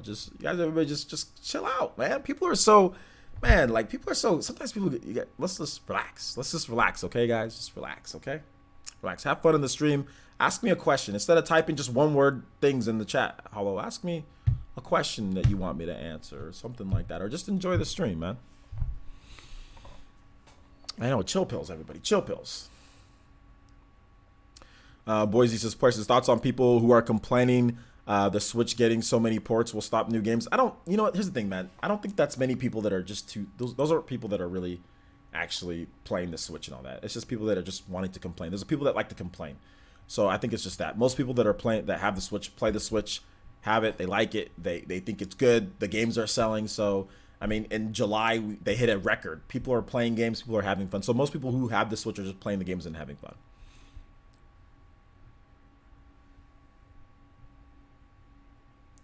Okay, Hollow. So guys, just relax, stop targeting Hollow, relax. Okay, how about that? Everybody stop targeting him and just relax, guys. Okay, that's the last time that I don't need to talk about this anymore. It's like I'm disappointing my child here, guys. it's like I'm talking to my child here. You know, she listens to me after the first, you know, 1 or 2 times. You know, can you guys help me out here, please?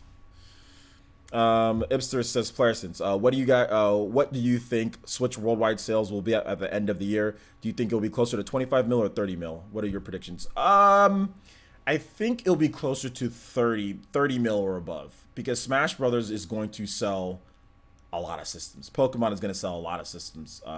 Super Mario Party is doing extremely well on Amazon at this point. And all of the games, have you seen, like one game like Octopath can be an ignition for high sales. Like if you can sell 300,000 systems in the US alone, nearly 300,000 systems, or not nearly, like 262,000 systems, you know, past 250,000 systems in July with Octopath, and then with Mario Kart 8 Deluxe and Legend of Zelda. Imagine Smash Brothers in the holiday season. Just like think about that, guys. Think about that. Think of the boost that Octopath got. Octopath got a nice boost.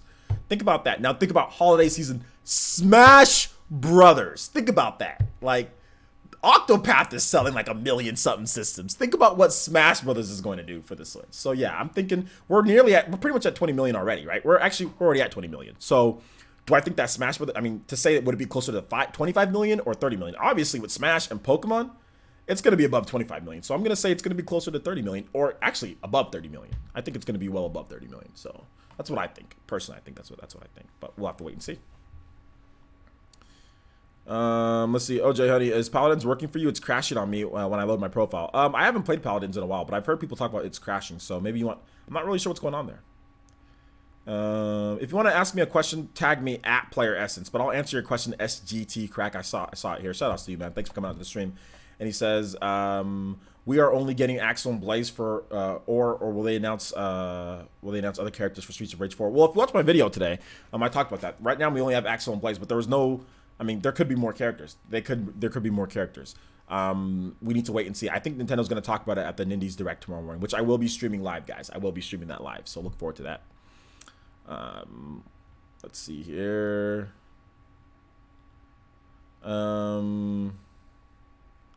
Nick says, players is announcing classic JRPGs for Nintendo Switch like Grandia. What classic RPG do you want? Do you want next? Chrono Trigger. I mean, I don't think there's any doubt in my mind. Chrono Trigger, like I would like Chrono Trigger. However, I will say this: there's gonna be more classic RPGs coming to the Nintendo Switch.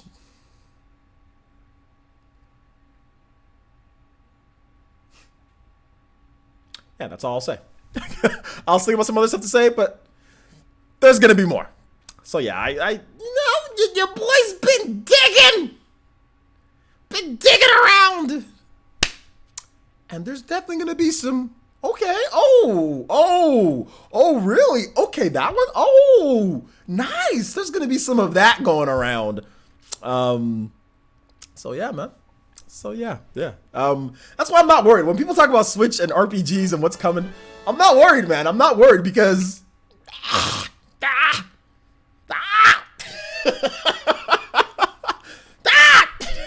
I can't say nothing, but you know, this little just little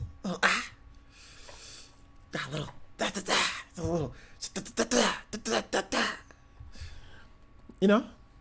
So here's the thing. We haven't had any merch boys this week, so I won't give it away, but I might give a clue. If we hit we don't got our merch boys goal. We got 0 out of 3. If we hit our merch boys goal, I will think of a clue that won't give it away. That will not give it away on some other stuff that I've heard. Some other stuff. It's not stuff that, you know, nothing that's classified, but I've heard some stuff that some people that that's just been going around. But so if we hit, but if it's either this point or if it's at, you know, tomorrow's live stream, I might talk about it anytime this week. So we got the rest of this week to see if we can hit a goal or two, and I might give a very vague, super vague type of thing on some stuff when it comes to some RPGs potentially or not. But I'm not really gonna say anything. Obviously, I'm not gonna say anything. So yeah. That's all I'll say. That's all I'll say. More vague than 1993. It might be a year type of tip. It might or it might not be like a type of thing like that. Stop teasing us. I'm not teasing anybody.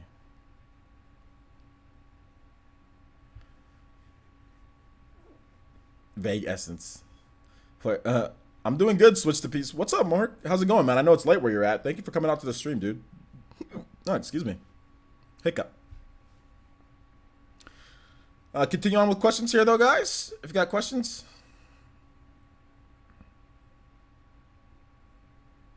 Pizza Wolf says, player, since for some reason the Switch is giving me vibes from so many consoles. It kind of feels like the 3DS, but without the bad launch. Like the Wii, but without the abandoning the hardcore fans. I wouldn't say that the Wii abandoned the hardcore fans completely. There's a lot of hardcore games on the Wii, but I see what you're saying. But yeah, remember if you watched Nintendo's presentation, they said we put all of our systems that we've worked on for the past 20, 30 years into the Switch. So that's why it feels like, you know, all the different systems and everything. You wet the bed, Mark? All right. Nice. Hopefully you got some new sheets. Loki33 says, player, since do you think Streets of Rage 4 will be a Switch exclusive or multi-platform? At this point, I'm thinking that it's going to be multi-platform, but I think that there might be, it might be announced for this, like it might get the announcement trailer for the Switch, and the Switch is going to be like the main, you know, what they market. I think they're gonna reveal that tomorrow at the Nindies Direct. That's what I think. Because the same people that are developing this game are doing Windjammers 2, and guess what happened with Windjammers 2? It's coming to Switch first. So I mean, this game Streets of Rage 4, it could be PC and Switch first. It could be that, just like Windjammers, you know. So we'll have to wait and see. Windjammers 2.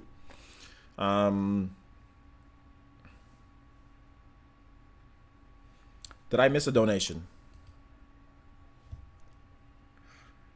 Why did not? Oh, I did miss a donation. Okay, Christopher. Sorry about that, Christopher. Christopher with the $2 donation with that Streamlabs shimmy. And he says, which do you think will push more systems, Smash or Pokemon? Smash. I say Pokemon Let's Go because it's two separate games, but I think Smash might push more compared individually. No, I think Smash at this point, because the Let's Go Pokemon games, which I've talked about before, isn't the real mainline game next year. And if we're comparing which one's going to push more systems, Pokemon 2019 or Smash Brothers, I would say Smash Brothers. Or sorry, I would say Pokemon. But this is Pokemon Let's Go. And this is Smash Brothers, for real Smash Brothers. So I'm gonna say at this point, based on what we've seen from Pokemon Let's Go, Pikachu and Eevee, and Smash Brothers, I think Smash Brothers is going to push far more systems. It's going to crush it. It's going to crush it a lot more. So yeah. Shout outs to Milo with the $2 donation. He says, we need Chrono Trigger on Switch. Thanks for listening to my TED Talk. That's all good, dude. Speaking of Chrono Trigger, I know you didn't ask for this, but let's go ahead and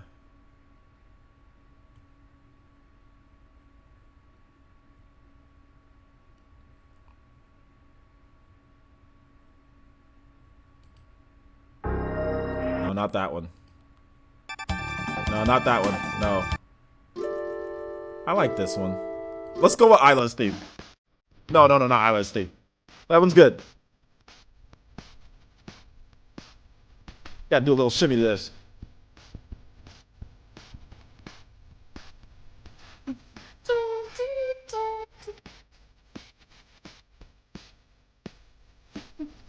This one's good.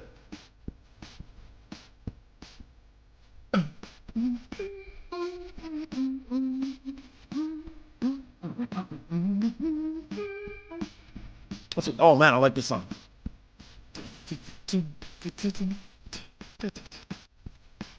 Okay, and then there's also this one too. We gotta play this one too. We got classic. When you heard this song, bro, when I was a kid, I used to have a Walkman. I used to have a Walkman that my buddy let me borrow every now and then. And somehow, I don't even know how, the Chrono Trigger track's on there, dude. And we would just play this music, we'd just be like, pull out the wooden sword. I use Cyclone. Spin around in circles, dude. We used to play Chrono Trigger in real life, dude. We'll make we'll have like our tree, and like we would practice hitting the tree, and we would freaking do me and my buddy Matthew, we would freaking do dual text on the tree, man. We'd do like the frog and or Glenn, whatever you want to call him, Glenn or Frog and Chrono, and we would do like the cross slash, like the like on the tree, you know. That was so cool. Shout outs, we got some donations and we got some merch, boys! Okay, shout outs to Golden Oracle 64 with the navy blue t-shirt. Says, love your whole channel, OJ, keep up the good work. Alright, we got one merch, boys. I'll get to the donation in just a bit. I know we had another donation there. Shout outs to the merch, boys. Guys, give some love to Golden Oracle. Thank you, my boy. I know you said that you're gonna buy a shirt, so thank you for that. I appreciate that. Do appreciate that. Also, shout outs to Aaron with the $1.99 donation. And seriously, my merch. Okay, here's what happens, guys. The merch boy stuff disappears. If I go off of it and come back, the merch boy stuff will just disappear. That's what happened to the other guy who bought a shirt the other day. What was it? T-Money. T-Money bought a shirt and it just disappeared. I was like, what the heck happened? But anyway, shout outs to Aaron. It says, can you play Fight with Seymour from Final Fantasy X 70% boys? Shout outs, dude. Yeah, I'll play that right now since we've already been listening to Chrono Trigger. Seymour.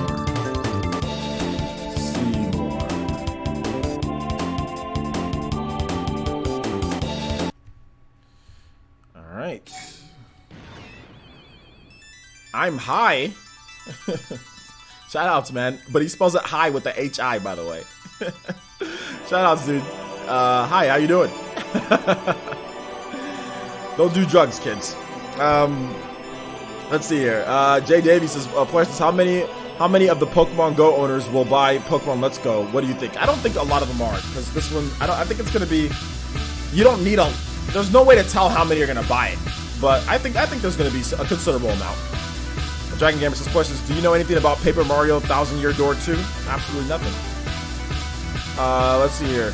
Pizza Wolf says, player, since something we need to make the Switch the best RPG machine, Paper Mario Thousand Year Door. Well, I think that the Switch, based on the nature of how it is already one of the best RPG machines because you can play it on the go and you can play it, you know, on the TVs, or you can play it portably. So yeah, I do think that it's already one of the best. But yeah, man, I think a 1,000-year door would be great. I said if we hit our goal for Merch Boys, I'll give you guys the slightest of hits, the smallest of, pretty much almost a nothing.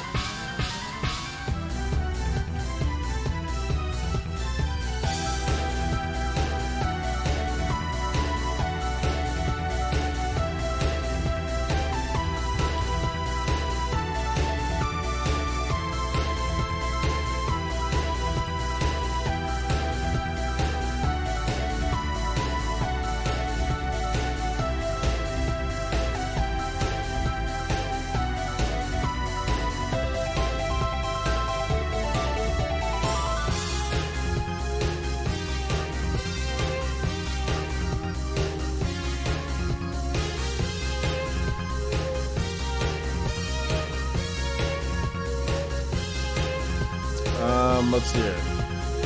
The name of the song is Fight with Seymour from Final Fantasy X. OJ, are you playing Blade Strangers tomorrow? I might or might not. I don't, guys, to be honest, I actually have a lot of stuff to do tomorrow, so I probably won't be playing Blade Strangers. I have a ton of stuff to do.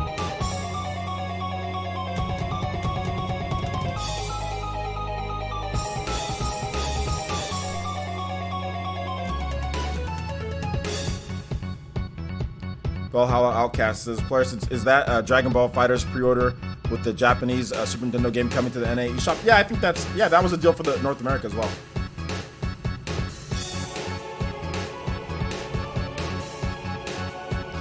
Argo says, player, since how far off do you think Monolith Soft's product is that we've seen art of, but no official announcement of, will ever materialize? Well, yeah, it'll materialize. But I think how far off it is, I think we could potentially see it, like see the first footage of it next year. Fireblast Gaming says, Stream Boys tomorrow, bro. Yeah, I'll probably be streaming maybe something late tomorrow. We'll have PE Live and I'll probably be doing like a Let's Play or something, or like a gameplay or something. I got lawyer and like Ace Attorney stuff to do tomorrow. Fireblast Games says, OJ, since Sega is association with Streets of Rage 4, do you think Sega could license out more of their old IPs like Golden Axe to indies? Oh, they could, yeah.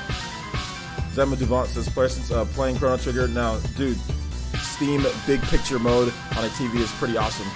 Yeah, but I think Chrono Trigger playing on the Switch would be more awesome, to be honest. Like, cause like you can play on your TV, and then you can also take Chrono Trigger and play on lying down on the bed, which Chrono Trigger is one of those games I'd like to play anywhere, because I've played Chrono Trigger on my DS, and Chrono Trigger on the DS is one of the best versions of the game. Being able to play that style of game anywhere, that's cool, but then you can't play that on your TV. So yes, I see what you're saying, Steam Big Picture, great for Chrono Trigger, but for me, I'm really waiting for this, if there is going to be a Switch version, I'm really waiting for a Switch Chrono Trigger, you know, like I'm really waiting for that, whether it's like virtual console download or whatever, or like do the games with Nintendo stuff, but I'm not gonna buy Chrono Trigger again to play on Steam. Like, I'm just not gonna do it. Like, that's too many steps. Like, to play Chrono Trigger, like, turn on your PC, access big picture mode, then go play. I mean, I'm not trying to play Chrono Trigger like that, to be honest. I'd rather play on the Switch. I think it'd be like 10 times better to have it on the Switch, like, in my opinion. But hey, man, more power to you. If you think it's great on big picture, great, man. It's still the same game, right? So yeah, it's gonna be awesome on there too. Shout out to Sockdown10 with the $2 donation. This is Play Stage 4-2 from Ninja Gaiden. Absolutely, man. We'll do that right after this.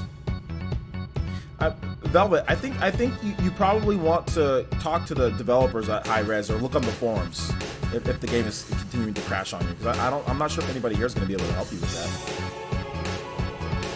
Sean Diamond donated $1 through Streamlabs. That's Streamlabs Shimmy. It says, I'm loving all the RPGs on Switch. Can't wait for Tourney of the Golden Country. Can you play Fossil Fighters BB Trio theme? Absolutely. This song's kind of long. So the song has about, okay, we have less than a minute on this song. So we'll play the Ninja Gaiden and we'll play your song next. Thank you for the donation, guys. I appreciate that. Hopefully the song wasn't too loud. I think I see some yellow bars, so it was probably kind of loud. So sorry about that, guys.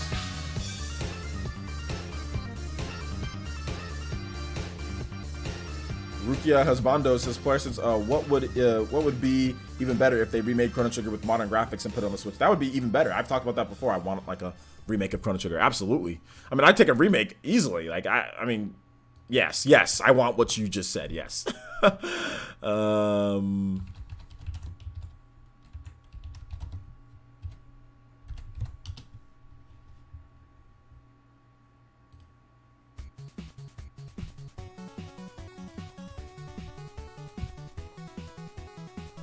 This one's probably a little bit low.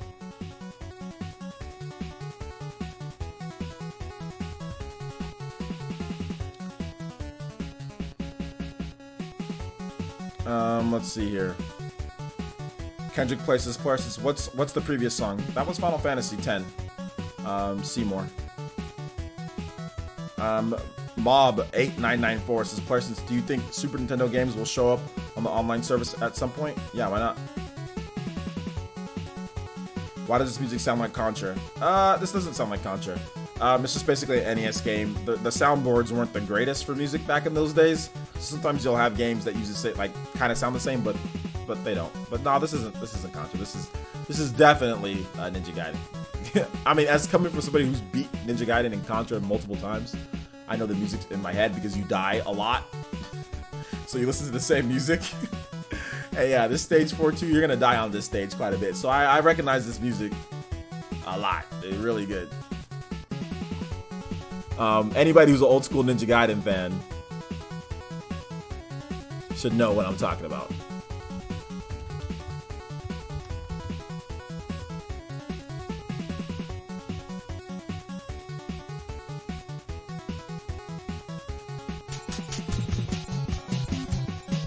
And you should know what that sound is too. You guys know what I'm talking about?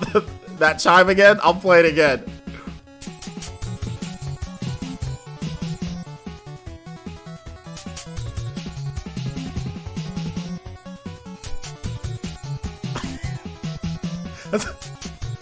That's what happens all the time when you play Ninja Gaiden. It's that stupid death animation sound. It's that stupid death animation sound. So if you play Ninja Gaiden, you know what I'm talking about.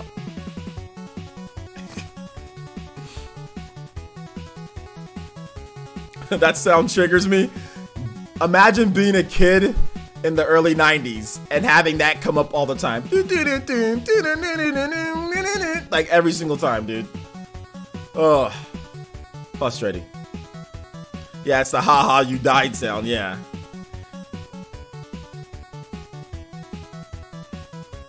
Gonna be your ringtone? I think you're gonna change that ringtone fairly quickly. Pizza Wolf says, Player, since I love how Smash is coming out in the second year of the Switch. Think of the balance patches and how alive the competitive scene will be. Yeah, it's actually coming out quicker than... Oh, no, it's actually around the same time as the Wii U, right? Is it? Somewhat around the same time, right? Oh, no, 2 years.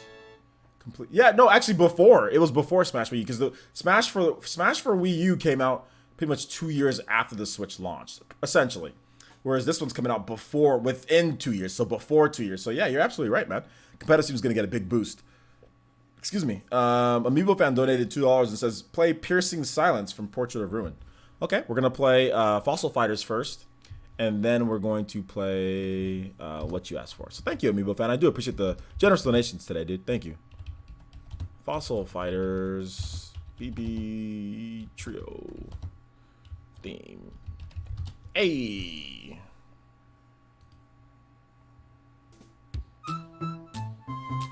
A little bit of a change up to the music. Fireblast Gaming says, player, since OJ, do you think we'll see Seasons of Heaven will be shown tomorrow or something this year? I'm not really sure about that game. I have no idea, dude. I have no idea. But you know what I do have an idea about?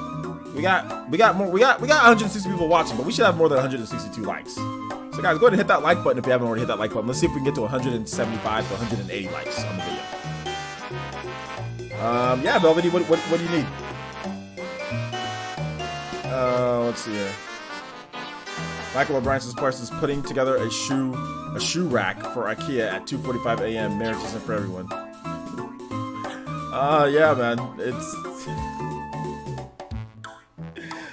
Your boy's not married, man. One of these days I'll get married though. One of these days, maybe like when I'm like in my mid-30s. I'm not really sure. Right now I'm just kind of enjoying, running the business. Being single. Oh man.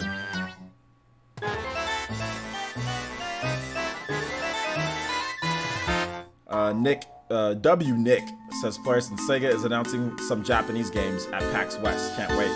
Okay, we'll see what happens there. Could Nintendo shock us tomorrow by announcing that Travis Touchdown will be in Smash Ultimate? No, they're not. They're not gonna do that. You're shooting way too high. That's not gonna happen. Not gonna happen.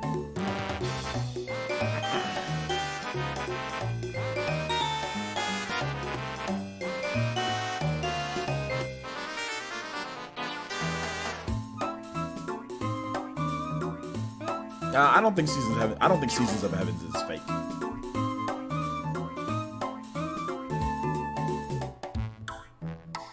Song is pretty smooth.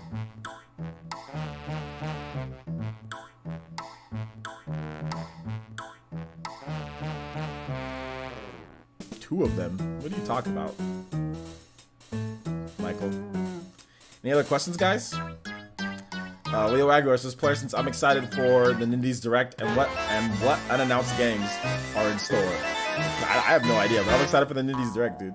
Well, maybe I have a little bit of an idea, but that would ruin the fun, wouldn't it?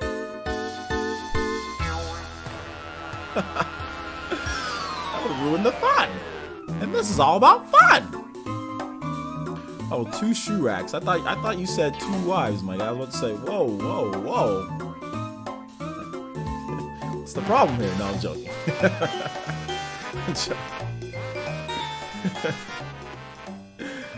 Oh man. All right, let's play some new music here. Got Piercing Silence.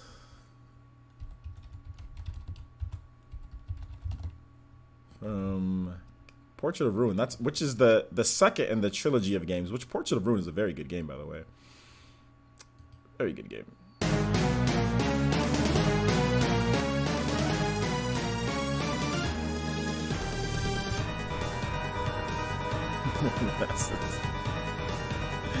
That's not how Mormons are, man. That's such a silly stereotype.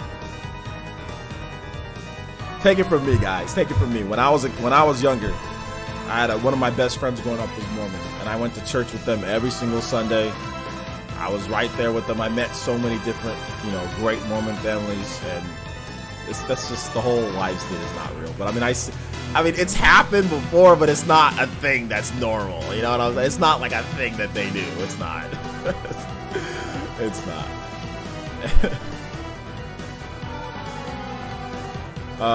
Yes, Sean Diamond. I'll be streaming the Indies Direct. Yes.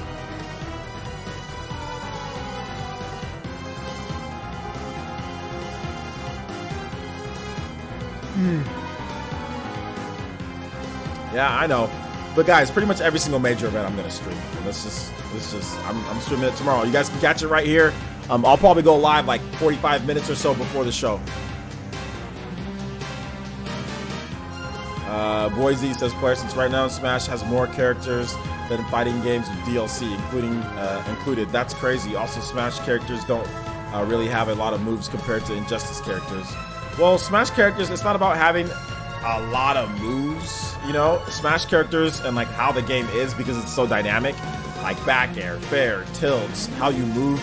It's a little bit of a different style of game, so you can't really compare it to something directly when it comes to the type of moves that the characters can do compared to, compared to that. Sakurai could put more in, but I think that the movement options and kind of other stuff that you have to do, the tech that's in Smash Brothers, makes up for the lack of moves compared to Injustice, because there's so many things in Smash Brothers that's more dynamic. Like, for example, in Injustice, you don't have to worry about jumping jumping the way to get back on stage. You don't have to worry about you don't have stuff like slip dodging. You don't have dodge rolls in Injustice. You just block.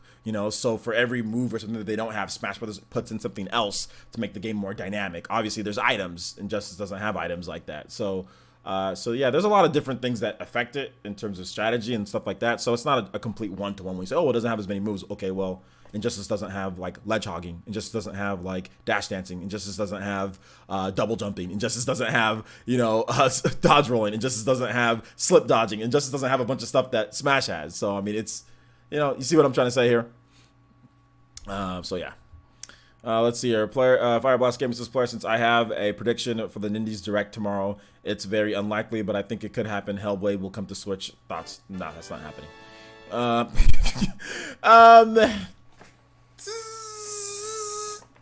How about no? Sorry, man. That's give up on that. That's like when when you graduate from high school and you graduate with like a 2.5 and then you tell yourself you want to go to Harvard.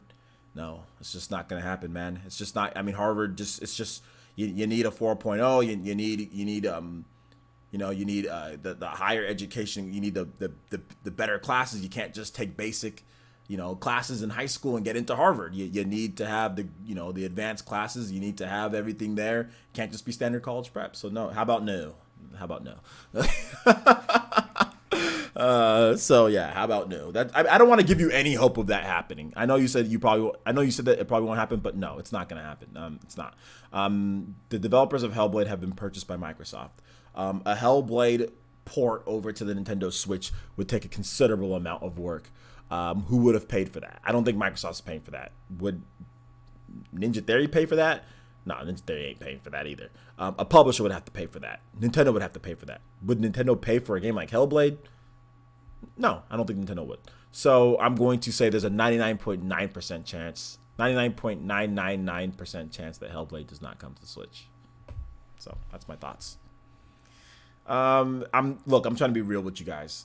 Look, if I give you guys hope, I can give you guys hope. But Hellblade is not. Or did you mean like the whole Harvard thing? Yeah, well, this is truth, right? Like, I see people when in high school, they're like, oh yeah, I want to go to Harvard. I want to go to Stanford. Then I'm like, okay. What are your grades?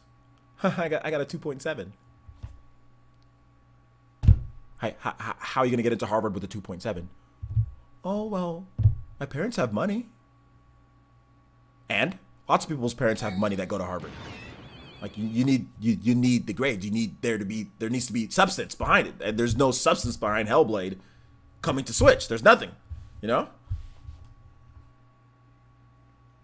Oh, no hard feelings. No hard feelings. I'm just trying to make sure that you understand that that's not going to happen. They won't even let you sweep the floor if your GPA isn't above 3.5. Tell me about it. Tell me about it. Now, your boy actually got a letter for Stanford, but I ended up not going to Stanford because Stanford. There's no way I was going to make the football team or even have a chance at making the football team at Stanford. So I decided to go to Fresno State instead. So Stanford was probably the highest place of education that I got accepted into. However, there is an asterisk by that. It seems if you have JUCO, so what JUCO is junior college. If you have 3.5 GPA, at least back then, and if you were minority, 3.5 GPA, your chances of getting into a higher education place like Stanford or even a Harvard or anything like that is a lot higher than usual. Some strings can be pulled. Now, I didn't apply to Harvard, or I don't want to go to Harvard. I don't want to go to any type of, type of school like that. Although I think what was it? Not Cornell. I forgot what school was. There was an Ivy League school that was recruiting me for football. They can pull strings for that, but so I could have got in through that way. But if you're just talking about through normal education, if you're junior college and if you're 3.5, at least back then, and you might be able to get into an Ivy League school, 3.5 or higher. Show really good, work ethic, write a really good letter. You might be able to get in. But I'm like I said, I didn't apply. I applied to Stanford though. I got into there.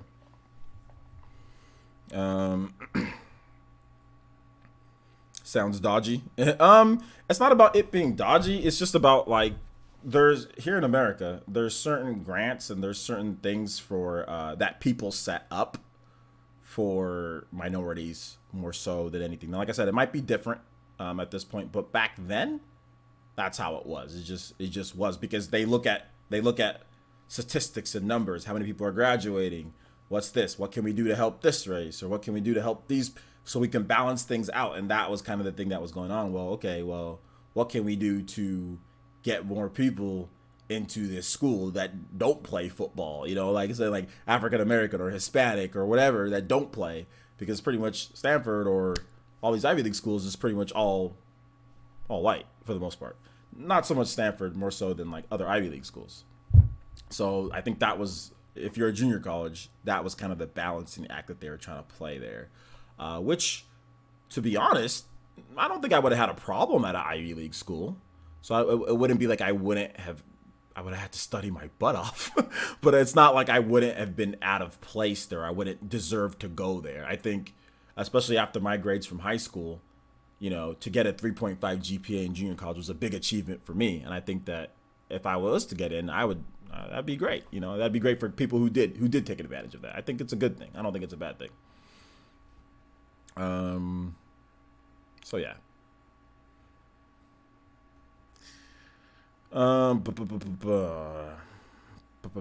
Any other questions, guys? Are we good for the day? We're over 2 hours, so start school today. Good luck on school, man. Switch to PC says, player, since are you looking forward to the Messenger in a couple days? Yeah, I'm looking forward to the Messenger. It should be good. It should be really good.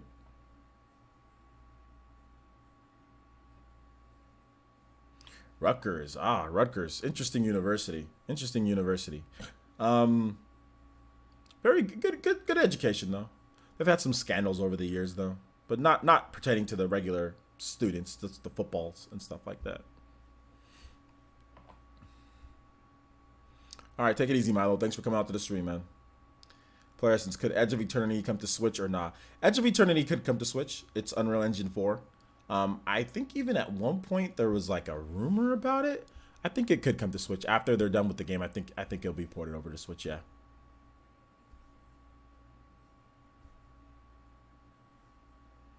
Michael O'Brien says, persons messed up this comment earlier. I think Streets of Rage will have 16-bit style option because it's made by the same developer of Wonder Boy. Okay, yeah, that could, okay, I see what you're trying to say now. Yeah, that could happen. Dragon Gamer says, persons, what other game would you like to see in the Switch? Lots of games. How about every game, all the games that come out I want to see on the Switch, every single game. Player, since what about Smite? I don't care so much for Smite, but if it comes, that'd be cool. Arum says, did you forget my song? I forgot. Not only did I forget your song, I forgot your donation too. Shout outs to Arum with the $2.99 donation. He says, can you play King K. Rool theme? Thanks. Also, shout outs to Ramon Howell for the subscription as well. Thank you so much. Thank you. I do appreciate that, Rum, and I'm terribly sorry about that. I'm not sure why I missed it. So shout outs, man. Thank you for the $2.99 donation. King K. Rool thing. King K. Rool theme. So is that the King K. Rool boys? Are you part of the King K. Rool boys?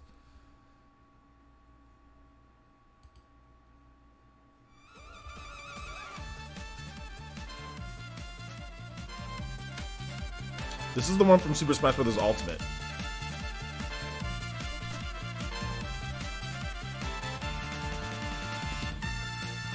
This one's good. Yeah, this song's hype. I'll play it twice since it's pretty short. It's only a minute. Golden Oracle 64 says, player, since when do you think we'll see the next Smash Direct? Probably closer towards launch. Leo Aguilar says, player, since thanks for the like on my comment on your bro out video. Yeah, I know, I went back for that one, dude. Yeah, man. Big change from back then, huh? I guess that's what happens when you remove crazy from your life and you exercise and take care of yourself, huh? Isn't this copyrighted? No, this isn't copyrighted.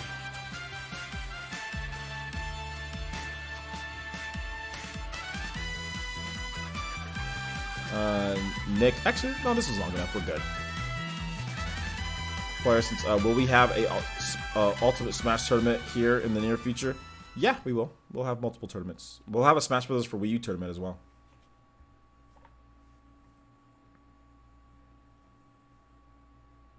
Better than the DK rap? Yeah, man. I guess you got. Oh, I guess we'll play it again since I already said we'll play it again. So let's just go ahead and do it. Oh, that's King K. Rool. That's his pose. Ah.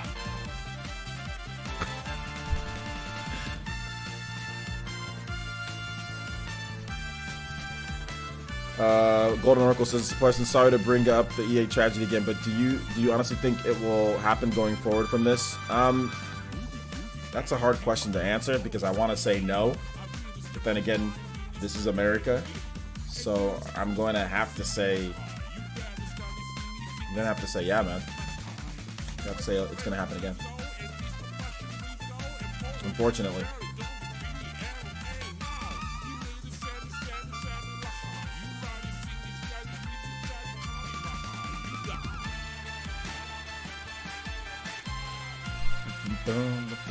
When are we playing Smash this week? We should probably be playing Smash.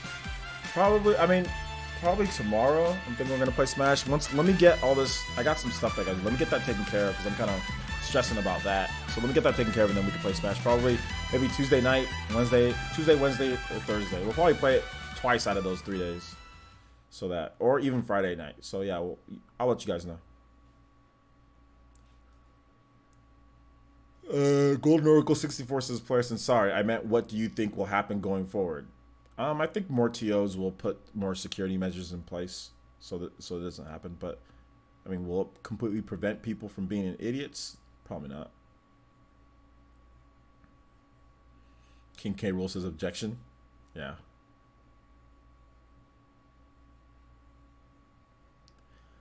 Any other questions, guys? If not, we've been going for 2 hours, so we can call it here. Hayden says, "Players, since a lot of people who got a lot of video game events have started to raise their voices about lack of security, saying that some of them have next to none." Yeah, that's the biggest problem, is that there's not a lot of security. I already talked about Hayden. I'm not sure if you're here earlier, but I'm not going to any Smash Brothers tournament here or bigger tournaments in Los Angeles or up north without security. If there's no security, no armed security, I'm not going. So we need to hold these TOs accountable. So charge more. If you have, like I said, if you have like a $300 or $400 300 person tournament, you can charge $5 more and hire a security firm.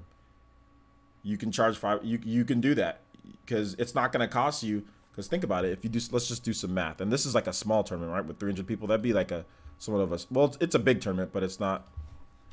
But I mean, 300 times 5 right there, you get $5 more each from each person. That's what, $1,500. That's enough. That's enough for that. That is more than enough. $1,500 is more than enough to pay private security firm to man your two-day or 3-day event.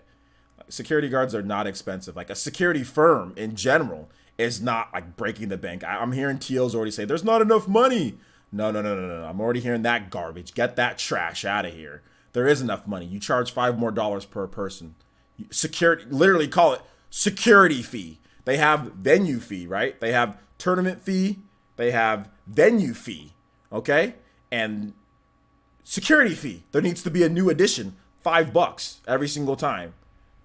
If you can't pay $5 to protect yourself, then you shouldn't be worrying about paying money to go to tournaments in the first place. There should absolutely be a security fee at every single tournament going forward. Every single somewhat. I mean, I'd even say even if there's like only like 100 people there should be a security fee. You should $5 more from everybody. Pony up, pay somebody for the day. If there's only 100 people, that means it's only a 1-day tournament. So you're not going to need a security guard for more than 1 day. So if there's 100 people, $5 extra each, that's $500. You're trying to tell me you can't find a security guard for $500? Yeah, you can. You can pay a security guard. You can pay a private security guard $20 an hour. You're good. That's enough for the day. There's more than enough money. More than enough money. I don't see why. And like I said, it kind of triggered me a bit because TOs are trying to say, oh, they don't have the money. But yes, you got money for venue fees. You got to pay for the venue. It should be included in the venue fee. Tack on $5 more to the venue fee then. If the venue fee is $20, then it's $25 now. Tack it on. Use the extra money to pay for a security guard. Like it's ridiculous. And metal detectors. It's a very simple process now, guys. I don't think there shouldn't be any backlash. There shouldn't be anything from some TOs are doing a good job with it, saying, yeah, we're going to do security guards, blah blah blah. But there shouldn't be any question like, where's the money going to come from? That shouldn't be a question. Like, That shouldn't be a question.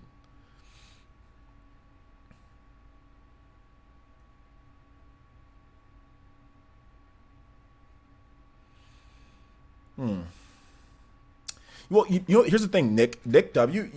None of the single player game from Xenoblade Chronicles 2 carries over to Tourney, the Golden Country, so you don't necessarily have to play like New Game Plus. Like, have you beat Xenoblade Chronicles? Oh, you haven't finished it yet. Yeah, you need to finish Xenoblade Chronicles 2. Never mind. Yeah, if you haven't beat Xenoblade Chronicles 2 and you want to play the DLC, you need to hurry up and beat that because the DLC is coming out in less than 3 weeks. The DLC will be here in two. The DLC will be here in 2 weeks and a couple days, in a few days. The DLC is gonna be here super quick, so it's gonna be here soon, dude. So you need to get on that, man.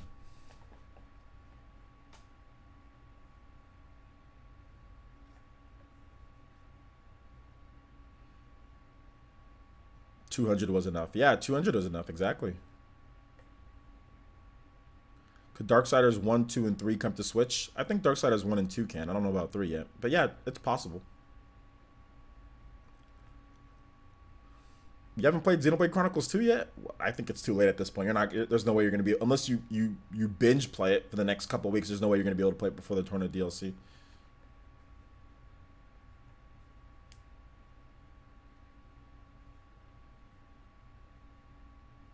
Hey OJ, can you play the DLC before the main game or playing Xenoblade Chronicles 2 recommended first? I mean, I think that's a pretty self-explanatory question, but you can play the Tourney DLC. It's a standalone. You can play it without playing the main story, but if I were you, I highly, highly, highly recommend not doing that.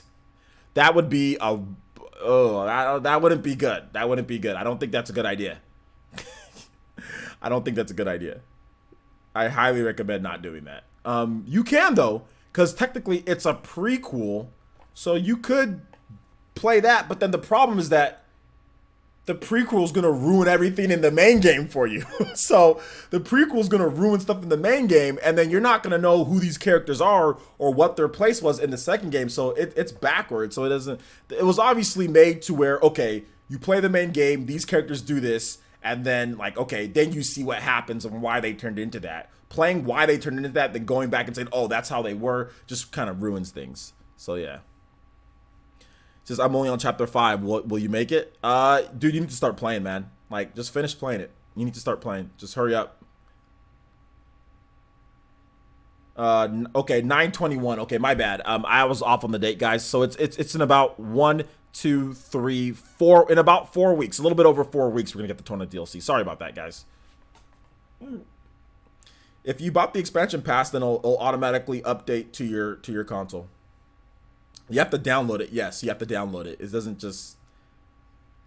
If you have automatic downloads, then it should automatically download onto there as soon as it's available, just like the other DLC.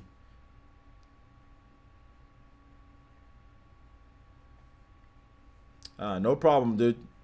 Appreciate you coming out to the stream, dude.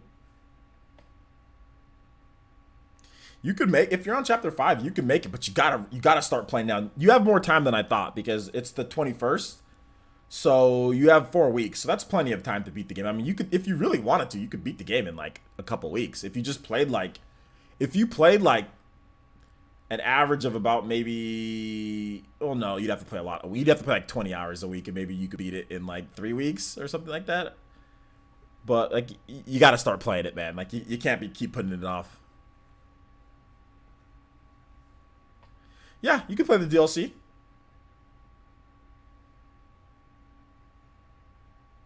But you said, so I can technically play it before the DLC comes out? You can technically play what before the DLC comes out? What are you talking about, KAG? Do you mean you can play the game? Like, you can play the Xenoblade Chronicles Tourney of the Golden Country. You can play that without Xenoblade Chronicles 2. It's a standalone. So you don't need Xenoblade Chronicles 2 to play Tourney of the Golden Country. You can buy it on a cartridge standalone and play the game by itself.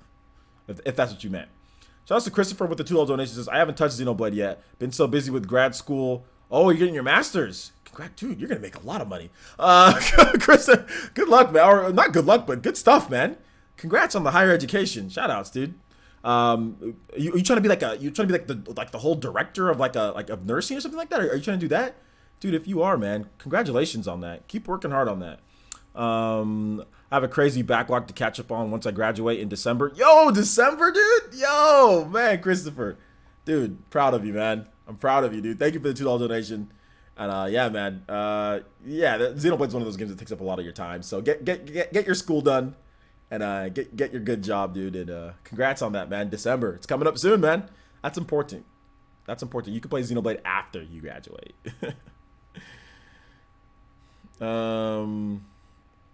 The game from the beginning.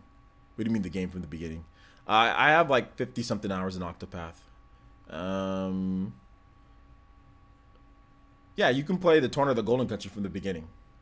Or do you mean can you play the game from the beginning and make it to the end within the time? I'm not exactly sure what you're talking about, KAG. Sorry, can you specify exactly what you're talking about?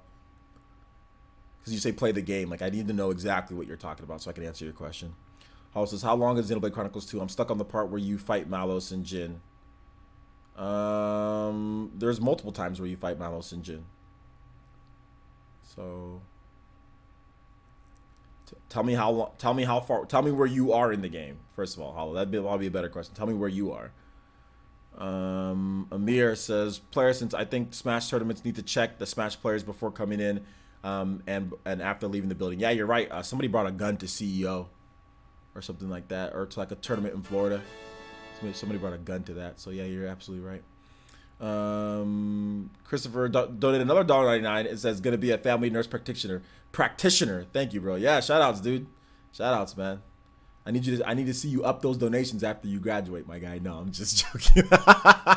I'm just joking. I want to make sure to let you know I'm joking. But no, dude, that's a really good career. Congratulations on that, man. Congratulations.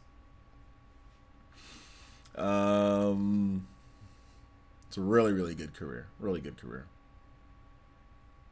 Does anybody else want Doom Guy? I think I've heard some other people say Doom Guy, but I really don't want Doom Guy. To be honest, I don't really want Doom Guy in Smash. I think that's stupid. But that's just me. Christopher, I was joking.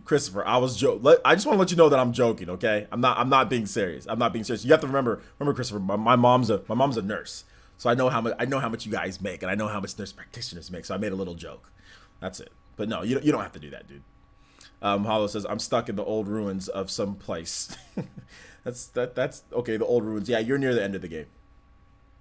You have just a little bit more. I think you have about 2 chapters more. You have about a couple more chapters. Just finish it up. You'll be good.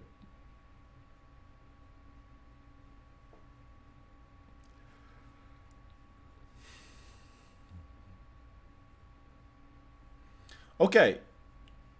Xenoblade Chronicles 2, Tourney of the Golden Country, available September 14th, 2018.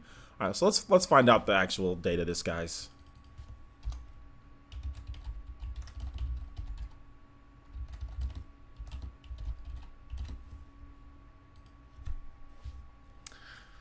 Tourney of the Golden Country comes out September 14th, 2018. So no, not the 21st. It comes out the 14th. Of September 14th, 2018. Maybe it's different in some other country. I'm not really sure, but it looks like it's September 14th, guys. Everything here is saying September 14th. I'm going to Nintendo's official site, and it says Nintendo's official site says September 21st. There's things that say September 14th, and there's things that say September 21st. Is it 14th digital, then 21st physical? 21st might be physical. Okay.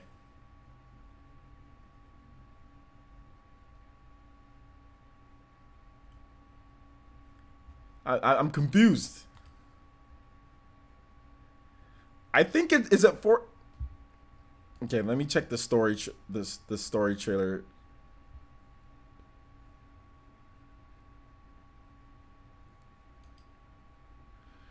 Okay. Yes. Here is the final word, guys. It's available if you have the expansion pass. You can play it on September 14th. So if you already have the expansion pass, you can play it on September 14th. The physical version will be available on September 21st. So you gotta wait a week. If you want the game physically for some reason and you want to just play the standalone, you can get that, and it will be on the 21st, the physical version.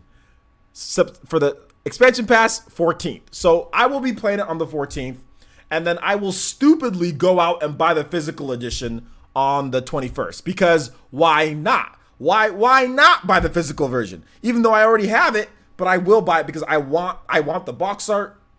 I want to see the characters on there, the Laura and Jin. I want to see that on there. I want the box. I am paying $40 for a box. Yes, I said it. I'm paying $40 for the official box that I don't have to make myself. So there, I said it. That's that. But yeah, I'm gonna play it on, because I have the expansion pass, so I'm gonna play it. But I'm also gonna buy the physical collector's. It's not a collector's edition. I'm gonna buy the physical version of the game just because I get a discount too. So it's not gonna be $40 for me. It's gonna be like $31 for me at Best Buy. It to me, to have the cartridge, it's worth it just to say I have the cartridge. Like for example, I went out and bought the physical special edition of Xenoblade Chronicles 2 that has a cartridge, despite me getting the game already digitally from Nintendo as a review copy. So I still went out and bought the cartridge, even though I did not need it. So yeah, there you go. So there you go. The more you know, there you go. I'm tempted to just wait for the cart. No, it's called All Trooper Combo. If you don't have the expansion pass, then just wait for the cart. Like if you don't have the expansion, because like I'm guessing you don't have the expansion, but if you're saying I'm tempted to just wait for the cart, that means you want to play it off the cart. So if you want to play it off the cart, that means you don't have the expansion pass. If you have the expansion pass, then there's no point in buying the expansion pass just so you can play it off the cart. That seems weird. So that means you don't have the expansion pass. So if you don't have the expansion pass, yeah, just wait. It's 1 week. Just wait. It's no big deal. Just wait. You already waited this much. You can wait 1 more week. There's nothing I can do. Monolith has my wallet. Aron says that. Yeah, man.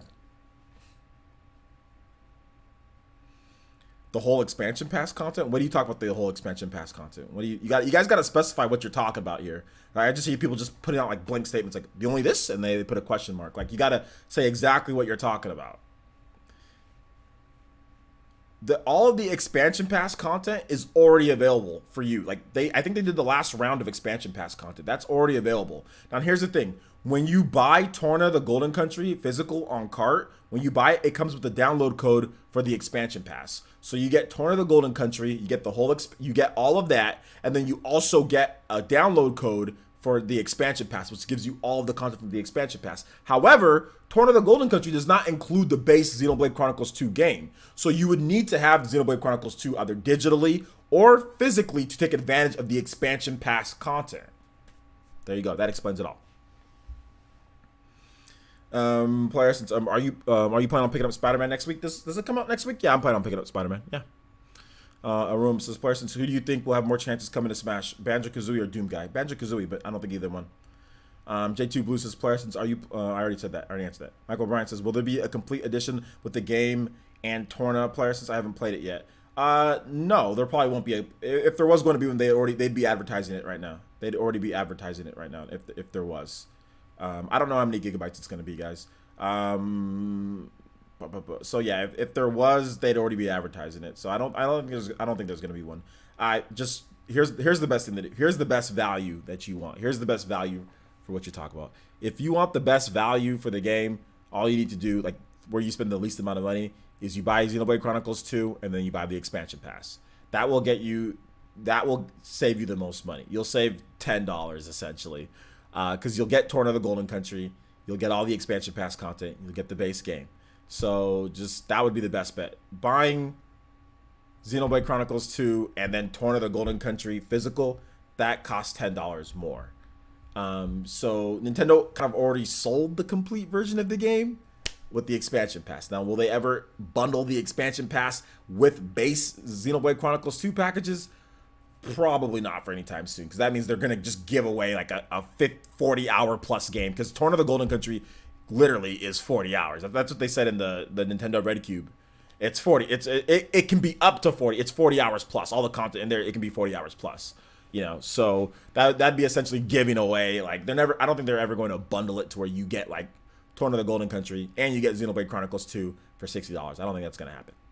You know, that's not going to happen because there's just too much content in Tourney the Golden Country. And the expansion pass itself, dude, there's so much content in the expansion pass. But in my opinion, it's worth $90. You know, like all the content that you get, it's worth $90. So that's my opinion on it.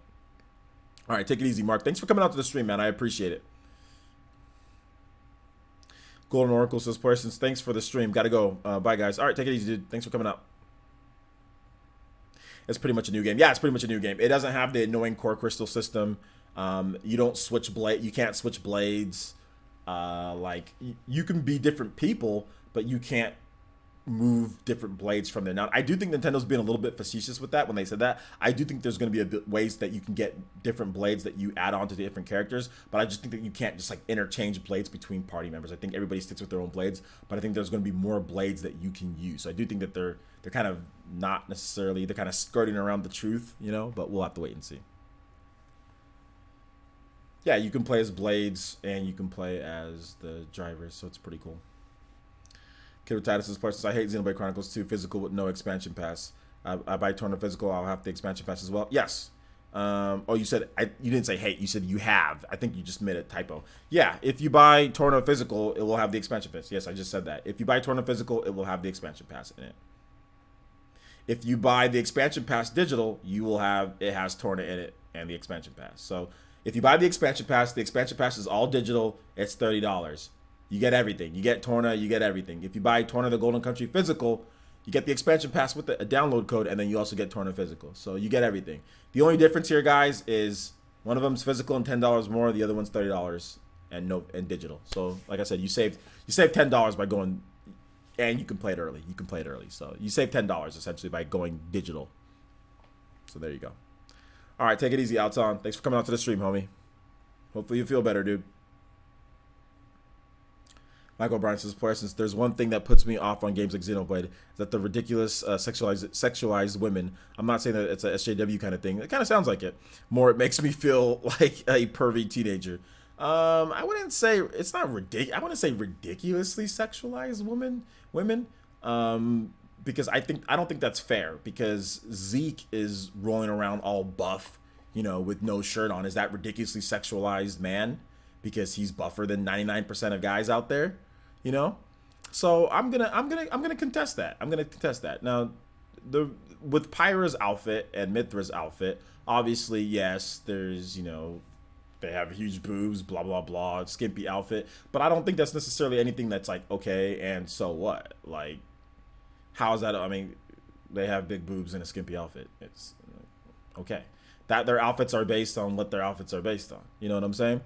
And like I said, Zeke is rolling around like with no shirt on and stuff like that, or like showing his abs and stuff like that. He's super buff. So, I mean, like, why is there any complaints about that? You know? So I'm gonna disagree. I don't think there should be any putting off about it. It's like, oh my, oh wow, a virtualized woman with big boobs. Like, she's not real, dude. Like, like, who cares? Like, you don't, like, do you do that in real life when you're like, oh my gosh, the overall sexualization of this woman walking down the street with huge boobs? Do you do that too? Like, no, you don't do that. So if it's in a game, all of a sudden it's over sexualization, you know? Like, I'm not a big fan of that. I'll just be honest. I'm not a fan of that, man. Like, I don't know. That's just my thoughts. I see what you're saying though. I don't think it should put you off to playing the game, though. I think once you play the game, it doesn't really matter. That's just the game. But hey, whatever you want, man. It's your call. Prince Duval says, Parsons, thank you for highlighting the story tonight of the tragedy here in Jacksonville. The Jags will win the Super Bowl this year in memory of the victims. Duval. Hey, man, the Jags have a good chance. They got a great defense. You got the best corner in the league. You got a stable quarterback. You got a good running game with your running back there. So yeah, man. I think you guys have a chance. You guys were this close last year to getting to the Super Bowl. So yeah, you guys definitely have a chance. And it looks like the defense got better this year. So yeah, man.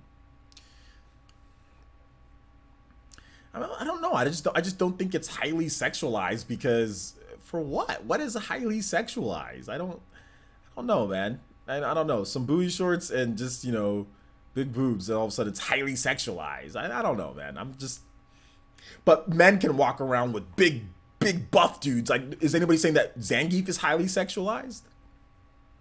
Seriously, has anybody seen where they say Zangief? Is Zangief highly sexualized? How about bearded Ryu with no shirt on? Is he highly sexualized? Is anybody complaining about those guys? Why is it only women that's highly sexualized with their own features, yet men can be huge, buff? Obviously, that's shirt off. You know, Zangief rolling around in a red dun-dun-dun. He's not highly sexualized, but Pyra is. You know, like Zangief is wearing less than Pyra.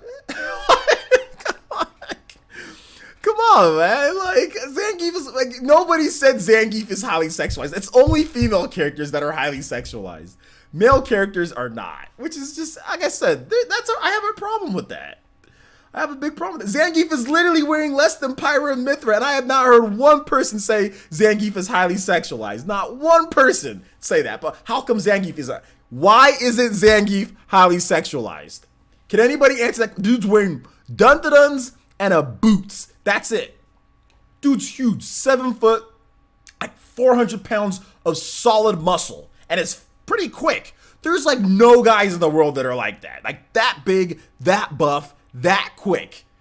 Is that highly sexualized? You know what I'm saying? Like, is that? No. I don't know. Get Captain Falcon. Show me your moves. Exactly, double standards. Joe Mark is always naked. Well, you know what the funny thing is that in the game, that's what Joe Mark says to Gramps, you know, because Gramps is like naked. Because like Gramps says, yeah, she kind of, you know, it's kind of like, you know, she's not really wearing a lot of, you know, she's showing a lot of skin.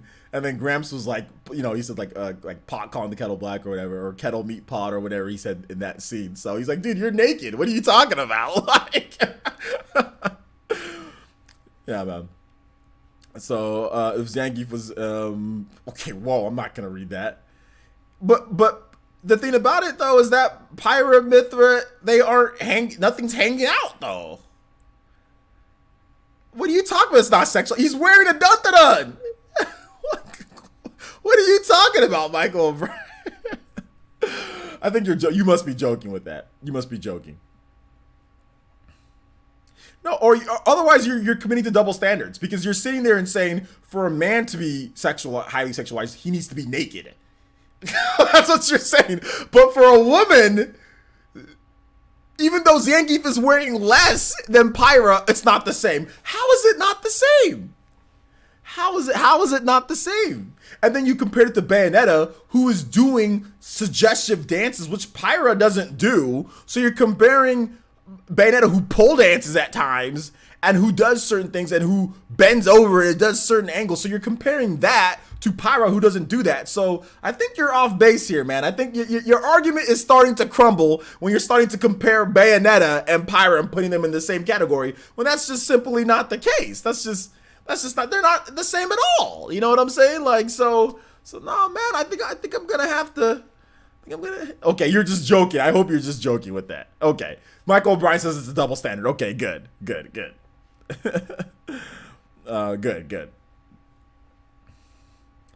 Fire Blast Gaming says, player says, OJ, do you think Van Ham and Rock will make an appearance in Tourney of the Golden Country? Fire Blast, have you played Xenoblade Chronicles? Can you please tell me how Van Ham is alive? How would Van Ham be alive in the game? How old do you think Van Ham is, dude? What? This man Van Dam, is he a blade? Is Van Dam a blade, dude? Like, did he turn into a core crystal when he died and I didn't realize it? Is that what happened to Van Dam? I think he turned into a core crystal at some point. No, Fire Blast. Van Dam, there's no possible way Van Dam can be alive. This takes place 500 years ago. There's no place Van Dam can be alive in Tourney of the Golden Country. Now, Rock, now I'll answer that truthfully. Rock could be alive, yes. Rock could be around. We don't know when his core crystal was formed. Remember, core crystals are formed through DNA. DNA is like a human DNA almost. And then they're put out. And then they're bonded and resonated with. So could Rock be around? Absolutely, Rock could be around. Will he be around? I'm not really sure if he'll be around or not. But yeah, Van Dam, no. Maybe Van Dam's relatives, maybe his descendants, maybe, or his, his ancestors, maybe. But Van Dam himself, no. Rock, maybe. We'll have to wait and see on that. Dragon, I think I'm done with that topic. I think I'm done with that. Nick 30 says, would you think Rex moves set be similar to Pokemon Trainer and Shulk if he's in the game? If Pyra along with him? I don't know if he'd be similar to the Pokemon Trainer. Like, you mean the move set similar to Pokemon Trainer? No. How he operates? Maybe Pyra in the background and she like runs around with him and stuff. Maybe, but I don't know if you can compare it to that. Or Shulk? No, because Shulk uses Monado arts. Rex uses arts, but he doesn't use Monado arts. He doesn't use it like Shulk uses them. Like, they have different types of powers.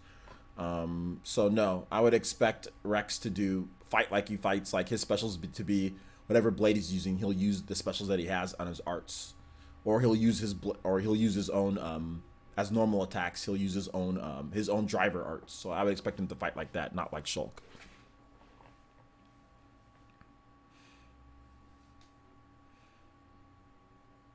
I thought you meant Van Damme as Jean-Claude Van Damme. No, Van Ham from Xenoblade Chronicles 2.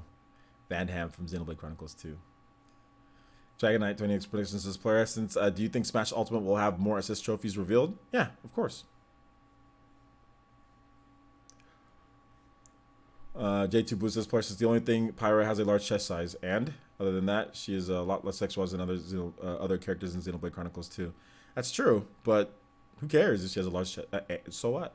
Like, if women didn't actually have large chest sizes in real life, then maybe it'd be a problem. But they do. So, so I don't care if a woman has a large chest size in a video game. Okay, that's real. Women have large chest sizes. I mean, there's plenty of women with large chest sizes in real life, so it's normal. I see it as very normal. They did do Swimmer DLC. They did. But everyone has Swimmer DLC.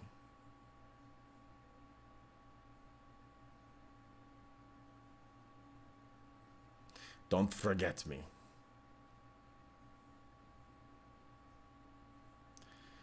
All right, guys. We've been going for 2 hours and 39. I think we're going to go ahead and call it right there. I want to say thank you to everyone who came out to the stream. Over 100 people pretty much the whole time. So yeah, shout outs to everybody who donated. I really do appreciate that, guys. I really do appreciate the donations and the questions. You guys are amazing. You guys are awesome. Let's go ahead and let's find somebody to raid, huh? Make sure you guys watch my videos. I'm starting to realize that people aren't watching my videos and they're asking me questions on stuff. So let's raid my boy Avidin is oh no, Avidin's not streaming. Sorry, I thought he was streaming. He's not streaming. Let's see who's streaming here.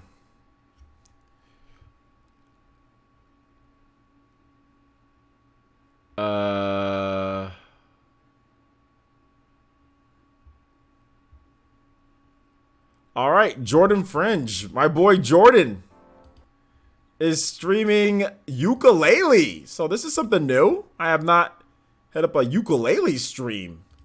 So my boy Jordan Fringe is streaming some ukulele right now. So I need you guys to all head over to my boy Jordan Fringe's channel.